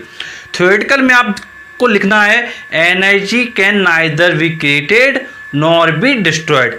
बस ये एक इंपॉर्टेंट लाइन है, इसको हम बस सिस्टमैटिक फॉर्म में लिख देंगे। क्या लिखेंगे, energy can neither be created nor be destroyed. बस इसको सिस्टमैटिक फॉर्म में लिखिए आप, बोलिए according to principle of conservation of energy, energy can neither be created nor be destroyed, it can transfer from one form to another form. बस इतना आपको लिखना है और आपका ये जो थ्योरी है वो कंप्लीट हो जाता है। तो देखिए ये चीज़ यहाँ पे हमने लिखा होगा, देखिए ध्यान से। According to principle of conservation of energy, energy can neither be created nor can it be destroyed, it only changes from one form to another. तो ये तो बात हो गई आपकी डेफिनेशन की। अब इसके बाद बात आती है थ्योरेटिकल वेरिफिकेशन की। Theoretical verification for free falling body, मतलब अब हमको ये प्रूव करना है कि जो हम ये बात बोल रहे हैं कि एनर्जी हमेशा क्या है, कंजर्व रहेगी। तो हम क्या करेंगे, एक फ्री फॉलिंग बॉडी ले लेंगे, हम कंसिडर कर लेंगे कोई एक बॉडी है वो बिल्कुल फ्रीली क्या है, गिर रही है, और उसके लिए थ्योरेटिकली हम प्रूव करेंगे कि भाई हाँ एनर्जी क्या है, कंजर्व रहती है, एनर्जी डिस्ट्रॉय नहीं होती है, वो सिर्फ एक फॉर्म से दूसरे फॉर्म में रहती है। तो देखिए इसके लिए क्या करेंगे, जैसे सपोज करिए आपके पास एक ये बॉडी है फ्री फॉलिंग। अब आपने इसको क्या किया, गिराया। जब इसको आप फॉल कराएंगे तो ये यहाँ से आप अगर फॉल कराए तो ये नीचे जाकर गिर जाएगी। तो हम कंसीडर कर लेते हैं कि एक हमारे पास बॉडी है, अब बॉडी को आपने छोड़ दिया, अब वो क्या नीचे जाकर गिर जाएगी। अब ऑब्वियस सी बात है कि जब आप बॉडी को फ्री फॉल कर रहे हो तो जब आप इसको ऐसे छोड़ोगे तो ऑब्वियस सी बात है कि ये जो बॉडी है इसमें स्टार्टिंग में कोई भी वेलोसिटी नहीं होगा। क्यों, क्योंकि आप इसको सिर्फ छोड़ रहे हो, आप इसको फेंक नहीं रहे हो, आप इसको फ्री फॉल कर रहे हो, मतलब इसको आप छोड़ रहे हो। जब आप बॉडी को फ्रीली छोड़ोगे तो बॉडी स्टार्टिंग में किस पर है, रेस्ट पर है, मतलब आप इसको सिर्फ आपने छोड़ दिया तो स्टार्टिंग में इसकी जो वेलोसिटी होगी वो क्या होगी, जीरो होगी। और ये फाइनली जाके जब ये गिरेगी तो धीरे धीरे इसकी जो वेलोसिटी वो इंक्रीज करेगी, और जहाँ पे ये टकरा के गिरेगी तो वहाँ पर इसकी कुछ ना कुछ वेलोसिटी क्या है, होगी। तो वो वेलोसिटी हम कंसीडर कर लेते हैं, वो क्या है, v है। तो देखिए पहले आप डायग्राम समझिए। पहले हम कंसीडर कर लेते हैं कि हमने पॉइंट ए से किसी बॉडी को फ्री फॉल कराया। अब ये बॉडी ऐसे गिरती हुई आई, गिरती हुई आई, गिरती हुई आई, गिरती हुई आई, और ये ऐसे गिरती हुई पॉइंट सी पर आई, और पॉइंट सी पर हमने वेलोसिटी कंसीडर कर लिया। वेलोसिटी क्या है आपकी, वेलोसिटी v है, मतलब ए से गिरते हुए सी पर आ गई और हमने वेलोसिटी कंसीडर कर लिया, ये वेलोसिटी क्या है, v हो गई। अब स्टार्टिंग वेलोसिटी आपको देखिए दिखाई दे रहा होगा आपको, स्टार्टिंग वेलोसिटी क्या है, u इक्वल टू 0, और फाइनल वेलोसिटी क्या है, v है। और आपने ये भी देखा कि डायरेक्शन ऑफ मोशन क्या है, डाउनवर्ड है, क्योंकि मैंने आपको बताया कि जो बॉडी है वो नीचे की तरफ गिर रही है। अब हम देखिए कंसीडर ये कर लेते हैं, जैसे ये इसका पाथ है, ये पॉइंट ए है ऊपर वाला, ये पॉइंट आपका सी है, तो इसके बीच में कोई पॉइंट बी कंसीडर यहाँ पे क्या कर लेते हैं। तो हमने ये बी पॉइंट क्या है बीच में कंसीडर कर लिया। मतलब आपको 3 पॉइंट पर फोकस करना है, पॉइंट ए पर फोकस करना है, पॉइंट बी पर करना है, और पॉइंट सी पर करना है। ये 3 पॉइंट आपको फोकस में रखना है। अब देखिए ये जो पॉइंट बी है, ऑब्वियस सी बात है कि जब बॉडी पॉइंट बी पर आएगी तो यहाँ पर भी कुछ ना कुछ वेलोसिटी होगी। तो जब कुछ ना कुछ वेलोसिटी हुई तो हमने कंसीडर कर लिया कि पॉइंट वी पर जो वेलोसिटी है वो क्या है, v1 है। अब हम कंसीडर कर लेते हैं कि जो ये हाइट है पॉइंट ए से पॉइंट सी तक की, ये जो डिस्टेंस कवर हो रही है, ये जो आपकी हाइट है, ये हम कंसीडर कर लेते हैं ये हाइट आपकी क्या है, h है। तो देखिए हमने इस हाइट को h से रिप्रेजेंट कर दिया और हम कंसीडर कर लेते हैं पॉइंट ए से पॉइंट v तक की जो हाइट है वो स्मॉल x है। तो ये जो बची हुई हाइट हो गई b से लेकर c तक की, वो आपकी हुई h माइनस एक्स। ध्यान से फिर से देख लीजिए, a से लेके v तक की हाइट हमने x काउंट कर ली, x एज्यूम कर ली, और उसके बाद जो b से c तक की जो हाइट बची हुई होगी वो गई h माइनस एक्स, क्योंकि आप ये टोटल हाइट में से इतनी हाइट को क्या माइनस करें तो आपकी h माइनस एक्स आ जाएगी। गाइस अगर आपको ये फिगर समझ में आ गया है तो आर्टिकल प्रूव करना बहुत ही ज़्यादा आसान है, बिल्कुल आराम से आप आर्टिकल कर लोगे। अगर डायग्राम समझ में नहीं आएगा तो फिर आपको यहाँ पे क्या प्रॉब्लम होगी। तो गाइस डायग्राम को आप समझ गए होंगे। यदि गाइस आपको समझ में ना आए तो आप एक बार फिर से वीडियो को क्या रिपीट करके देख लीजिएगा। तो गाइस ये तो बात आपको समझ में आ गई कि भाई डायग्राम क्या है। अब डायग्राम के बाद हम बात करेंगे पॉइंट ए पर एनर्जी निकालेंगे, पॉइंट वी पर निकालेंगे, पॉइंट सी पर निकालेंगे टोटल एनर्जी, और टोटल एनर्जी देखेंगे कि ये सेम आ रही है कि नहीं आ रही है। अगर सेम आती है तो इसका मतलब क्या है, principal of conservation of energy क्या फॉलो कर रहा है। यदि सेम नहीं आती फिर ये फॉलो नहीं कर रहा है। तो गाइस ये सेम आएगी, ये फॉलो बिल्कुल करेगा। अब देखिए पहले हम क्या करते हैं, पॉइंट ए की बात करते हैं, पॉइंट ए पर एनर्जी कैसे निकालेंगे। अब देखिए आपको पता है पॉइंट ए पर वेलोसिटी क्या है, 0 है, क्योंकि आपने इनिशियली बॉडी को क्या छोड़ा है। तो जब आपने कोई भी वेलोसिटी प्रोवाइड नहीं किया तो इनिशियली वेलोसिटी क्या होगा, 0 होगा। तो देखिए पॉइंट ए पर हम आएंगे, पहले पॉइंट ए की यहाँ बात कर लेते हैं। तो पॉइंट ए पर हम यहाँ आएंगे तो देखिए लिखा है initially velocity of body is 0। अगर इनिशियली वेलोसिटी 0 है तो इसकी काइनेटिक एनर्जी हम निकाल लेते हैं, half M we square, v की जगह हमने लिख दिया 0, तो हाफ एम 0 स्क्वायर, तो 0 से किसी नंबर मल्टीप्लाई होगा तो आपका आंसर आएगा 0। तो के की वैल्यू क्या होगी आपकी, 0 हो गई। फिर हम निकालेंगे इसकी पोटेंशियल एनर्जी। अब देखिए पोटेंशियल एनर्जी कैसे निकालेंगे, पोटेंशियल एनर्जी होता है mgh, और ये ध्यान रखेंगे जो mgh में h होता है वो क्या होता है, हाइट होता है। कहां से होता है, बेस से होता है। कहां से होता है, बेस से होता है। जहां आपका ग्राउंड लेवल होगा वहां से आउट काउंट होती है। तो पोटेंशियल एनर्जी आपका होगा mgh। अब h कौन सा लोगे, स्मॉल h लोगे, क्योंकि आपकी पॉइंट ए की बात की जा रही है और पॉइंट ए बेस से कितनी दूर है, बेस मतलब ग्राउंड से देखेंगे। कहां से देखेंगे, बेस से देखेंगे। हाइट कहां से देखेंगे, बेस से देखेंगे, मतलब ग्राउंड से देखेंगे। तो जो भी आपका ग्राउंड होगा वहां से हाइट आपकी क्या है, पोटेंशियल एनर्जी में क्या है देखा जाता है। ये बहुत अच्छे से आप ध्यान रखेंगे इस पॉइंट को। ये पॉइंट अगर ध्यान नहीं हो तो गलत कर दोगे, हमेशा ध्यान रखिएगा। पोटेंशियल एनर्जी कभी भी निकालेंगे तो जो हम हाइट लेने वाले हैं, जो भी इसमें हम हाइट लेंगे वो हमेशा ग्राउंड से लेंगे, ये ध्यान रखिएगा बहुत अच्छे से। अब आपको पता है पॉइंट ए की बात की जा रही है, पॉइंट ए की पोटेंशियल एनर्जी निकाल रहे हो तो हाइट निकालो कहां से, ग्राउंड से। ग्राउंड कहां है, यहां पर पॉइंट सी पर। पॉइंट सी पर आपका ग्राउंड है तो पॉइंट सी से एक की हाइट क्या हो गई, h, तो इसलिए हमने यहां पर क्या है h लिया, तो mgh। अब आपको टोटल एनर्जी निकालना है, कैसे निकालोगे, काइनेटिक और पोटेंशियल को ऐड कर दोगे। तो देखिए पोटेंशियल एनर्जी आपकी ये हो गई। अब हम टोटल एनर्जी निकालेंगे एट ए। टोटल एनर्जी हो जाएगा kinetic energy plus potential energy. Kinetic energy आपका 0 है, पोटेंशियल एनर्जी आपका mgh है, तो 0 प्लस mgh आपका आ जाएगा mgh। तो टोटल एनर्जी आपका क्या आ गया, mgh। तो देखिए हमने काइनेटिक लिखा था 0, पोटेंशियल लिखा था mgh पॉइंट ए पर, ये हमने निकाला है, ये अपने तरफ से नहीं लिख देना होता है। और यहाँ पर टोटल एनर्जी अगर आप निकालोगे ए पर तो आपकी हो जाएगी 0 प्लस mgh, तो आपकी mgh आ जाएगी।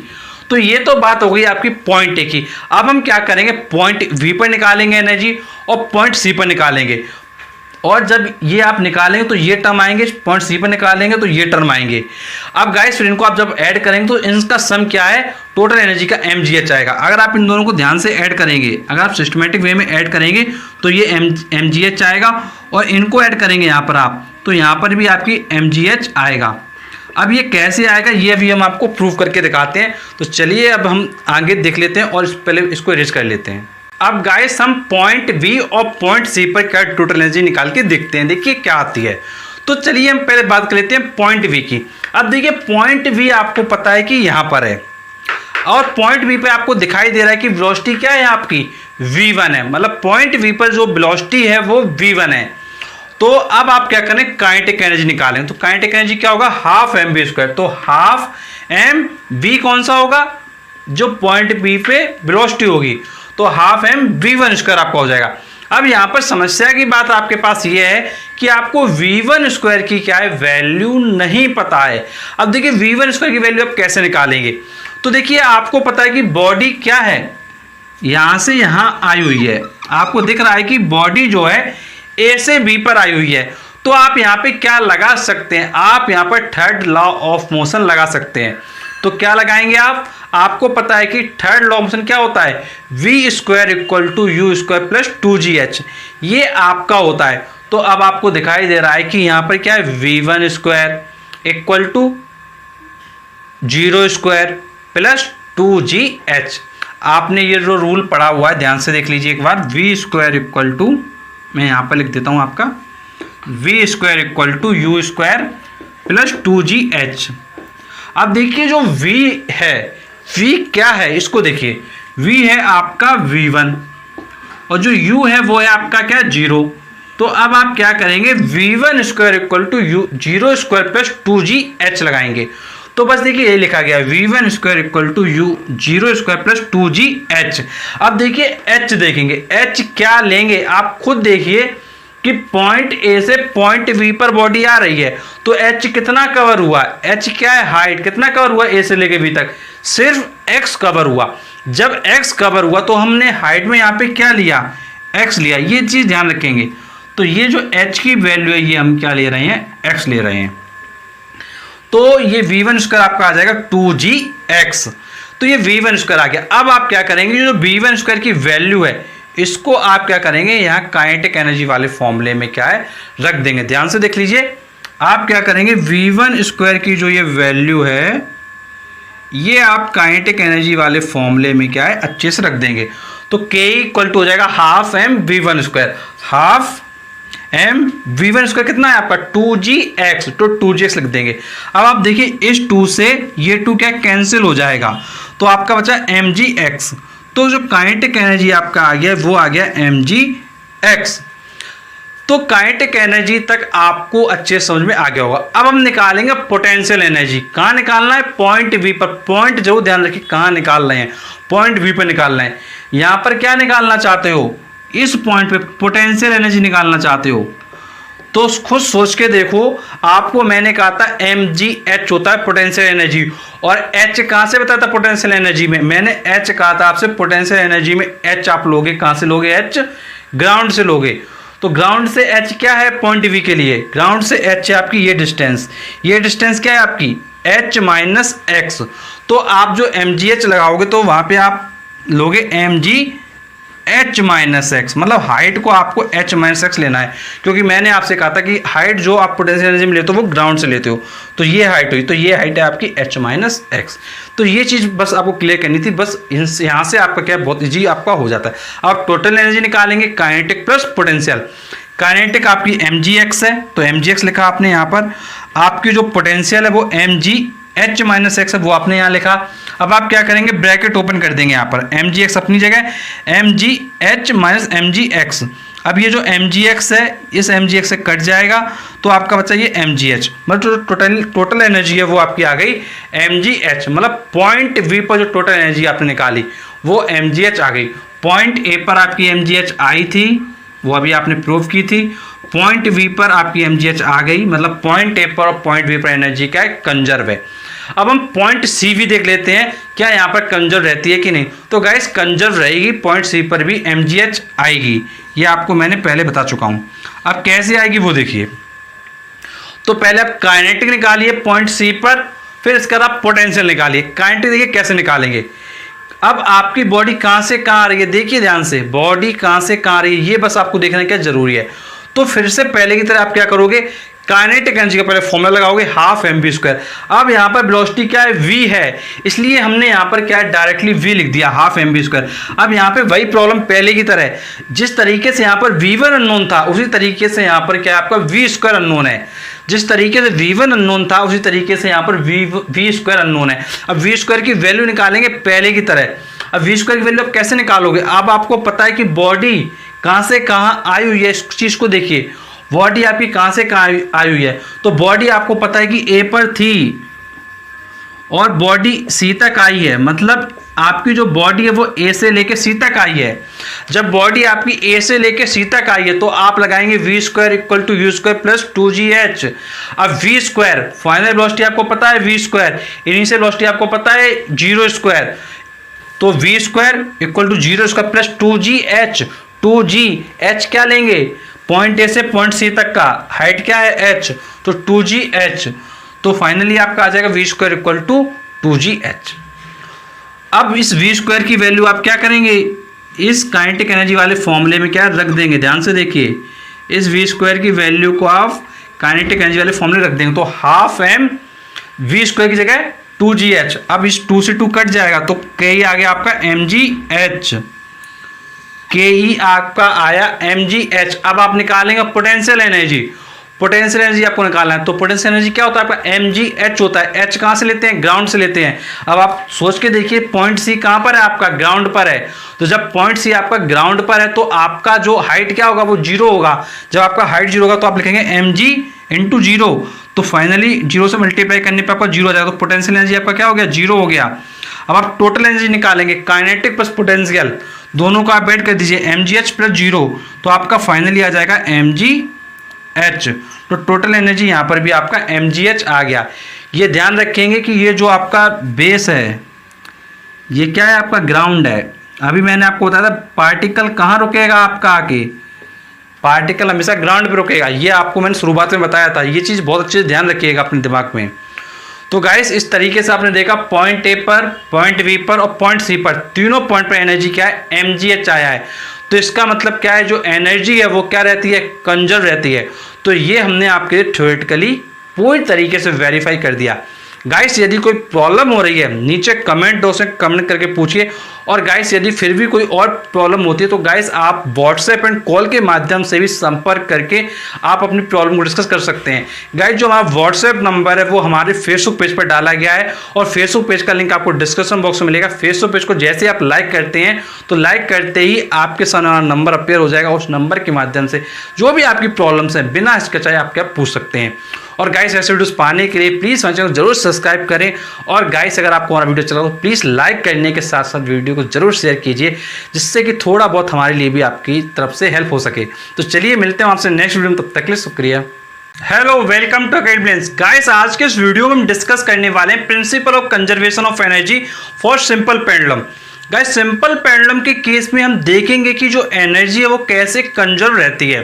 गाइस जैसा आपको पता है कि आज आपकी क्लास नंबर 12 है, और ये फिजिक्स के चैप्टर नंबर 2 पार्ट सी का क्लास है। और गाइस इसमें हम आपके साथ पूरी तरीके से सारे पॉइंट्स को डिस्कस करेंगे।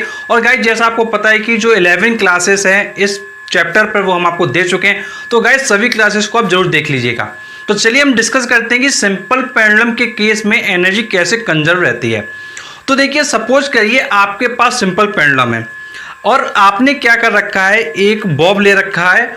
सपोज करिए ये आपका बॉब है और ये आपकी रोप है। अब आप क्या करोगे, सपोज करिए यहाँ से आपने इसको क्या सस्पेंड कर रखा है। अब ये पेंडुलम क्या है, इस तरीके से मूव करेगा, ये पेंडुलम इस तरीके से क्या करेगा, मूव करेगा। तो देखिए वही कंडीशन हमने ले ली है। हमने क्या कंसिडर किया है, ये हमारा हैंगिंग पोर्शन है, मतलब यहाँ से हमने चीज़ों को लटकाया हुआ है। अब ये एक हमारा सपोज कर लीजिए एक बॉब है, इनिशियली ये आपका ए पोजीशन में होगा, फिर जब इसको आप शिफ्ट करोगे टुवर्ड्स सी तो सी तक जाएगा, सी से फिर ए पर जाएगा, ए से फिर ये बी पर जाएगा, बी से फिर ए पर आएगा, ए से फिर सी पर जाएगा। इस तरीके से इसका जो मूवमेंट है वो होता रहेगा। तो ये तो बात होगी मूवमेंट की। अब देखिए आपको पता है कि जब ये पॉइंट ए पर होगा तो पॉइंट ए के बाद ये जाएगा सी पे, फिर सी के बाद ये क्या करेगा, ए पे आएगा, ए पर आने के बाद ये बी पर जाएगा, और बी पर आने के बाद फिर ये क्या है, दोबारा ए पे आएगा। तो इसका ये एक रिवोल्यूशन क्या है, कंप्लीट क्या है, हो जाएगा। अब हमको निकालना है ये पॉइंट ए है, पॉइंट बी है और पॉइंट सी है, यहाँ पर जो एनर्जी है वो क्या है, सेम है, ये हमको निकालना है। तो इसको देखिए कैसे हम निकालेंगे, ये चीज़ आपको क्या है बहुत अच्छे से समझना है। देखिए कैसे निकालेंगे वो आप समझिए।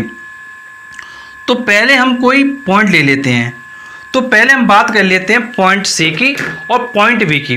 तो देखिए पहले पॉइंट सी को बहुत अच्छे से आप देखिए, पॉइंट सी क्या है आपका, ये है।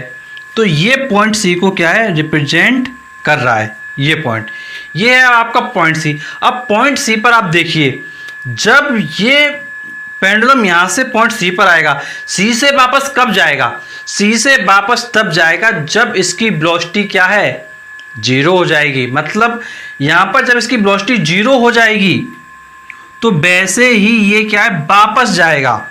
फिर वापस जाने के बाद ए पे आएगा, ए पर आने के बाद फिर वी तक जाएगा। कहाँ तक जाएगा, जब वेलोसिटी उसकी 0 हो जाती है। तो पॉइंट वी से रिटर्न कब होगा, जब इसकी वेलोसिटी क्या है, 0 हो जाएगी। मतलब पॉइंट वी पर और सी पर वेलोसिटी इसकी क्या है, 0 हो जाएगी। तो ये पॉइंट आपको बहुत अच्छे ध्यान रखना है। अगर वेलोसिटी 0 हो जाती है पॉइंट वी और पॉइंट सी पर, तो इसकी काइनेटिक एनर्जी भी क्या हो जाएगी, 0 हो जाएगी। ये बहुत अच्छे से ध्यान रखेंगे। तो काइनेटिक एनर्जी आप ये देखिए, ये 0 हो गई, और यहाँ देखिए ये काइनेटिक एनर्जी क्या है, 0 हो गई। अब बात आती है पोटेंशियल एनर्जी की। अब देखिए पोटेंशियल एनर्जी कैसे निकालेंगे। पोटेंशियल एनर्जी क्या होता है, mgh। अब आप देखिए ए से सी पर आया, कितना हाइट कवर किया, h कवर किया। सिमिलरली ए से बी पर गया, कितना हाइट कवर किया, h कवर किया। तो एनर्जी आपकी हो जाएगी mgh। तो देखिए पोटेंशियल एनर्जी आपकी mgh हो गई, और यहाँ भी पोटेंशियल एनर्जी आपकी क्या है, mgh हो गई। तो पॉइंट बी पर और पॉइंट सी पर आपकी एनर्जी आ गई। अब अगर आप इनकी टोटल एनर्जी निकालोगे, यहाँ पर आप टोटल एनर्जी निकालोगे, दोनों को ऐड करिए, 0 + mgh आपकी हो जाएगी mgh। सिमिलरली आप बी पर निकालिए, 0 + mgh आपकी टोटल एनर्जी हो जाएगी काइनेटिक प्लस पोटेंशियल, 0 + mgh, मतलब आपकी जो एनर्जी आ जाएगी वो आ जाएगी mgh। मतलब पॉइंट वी पर और पॉइंट सी पर जो टोटल एनर्जी है वो mgh आ गई। मतलब इन दोनों पॉइंट पे एनर्जी क्या है, सेम है। गाइस अब बात आती है पॉइंट ए की। पॉइंट ए पर हम बात करते हैं। देखिए अगर हम पॉइंट ए की आपसे बात करें तो पहले बात आती है काइनेटिक एनर्जी की। तो गाइस जो काइनेटिक एनर्जी आप निकालोगे वो आपकी आ जाएगी mgh। गाइस इसके लिए हमने ऑलरेडी आपको फ्री फॉलिंग वाला केस बताया है। गाइस सिमिलर केस से आप यहां पर काइनेटिक एनर्जी को mgh राइट कर सकते हो। यदि गाइस हम बात करें पोटेंशियल एनर्जी की, तो गाइस पोटेंशियल एनर्जी मैंने आपको बताया था कि mgh होता है। h क्या लेते हैं, बेस से लेते हैं। बेस से h क्या है, 0 है। मतलब बेस वही है जहां पर क्या है, आपका पॉइंट है। तो बेस से हाइट 0 है, तो mgh के अकॉर्डिंग पोटेंशियल एनर्जी mg × 0 मतलब 0 हो जाएगा आपका। तो जब 0 हो जाएगा तो अगर आप टोटल एनर्जी फाइंड करेंगे तो टोटल एनर्जी देखिए आपका क्या हो जाएगा। टोटल एनर्जी का आप फॉर्मूला अप्लाई कर दीजिए, total energy equal to kinetic energy plus potential energy, मतलब 0 + mgh, तो आपका mgh आ जाएगा। तो गाइस आपने देखा कि जो पॉइंट ए की बात कर लीजिए, पॉइंट बी की बात कर लीजिए, पॉइंट सी की बात कर लीजिए, तीनों पॉइंट पे जो एनर्जी है वो आपकी mgh आ रही है। इसका मतलब है कि जो एनर्जी है वो क्या है, कंजर्व है। और अगर एनर्जी कंजर्व है तो इसका मतलब है कि जो आपका आर्टिकल था वो पूरी तरीके से वेरीफाई हो गया। तो सिंपल पेंडुलम के केस में भी जो एनर्जी है वो कंजर्व रहती है। तो गाइस यदि आपको कोई प्रॉब्लम है तो नीचे आप कमेंट बॉक्स में कमेंट करके पूछ सकते हैं। और गाइस ऐसे वीडियोस पाने के लिए आप हमारे चैनल को जरूर सब्सक्राइब कर लें। और गाइस वीडियो एंड करने से पहले आपको बताना चाहूँगा कि जो सारी क्लासेस हैं चैप्टर 1 की हो या चैप्टर 2 की हो, वो सभी की सभी क्लासेस प्लेलिस्ट में डाली गई हैं। तो आप क्या करें, प्लेलिस्ट में जाइए और ICSE क्लास 10th फिजिक्स नाम की जो प्लेलिस्ट है इसमें जाकर आप सभी वीडियो को देखिए। और गाइस जो भी आपकी प्रॉब्लम्स है कमेंट बॉक्स में पूछिए। चलिए मिलते हैं आपसे नेक्स्ट वीडियो में, तब तक के लिए शुक्रिया।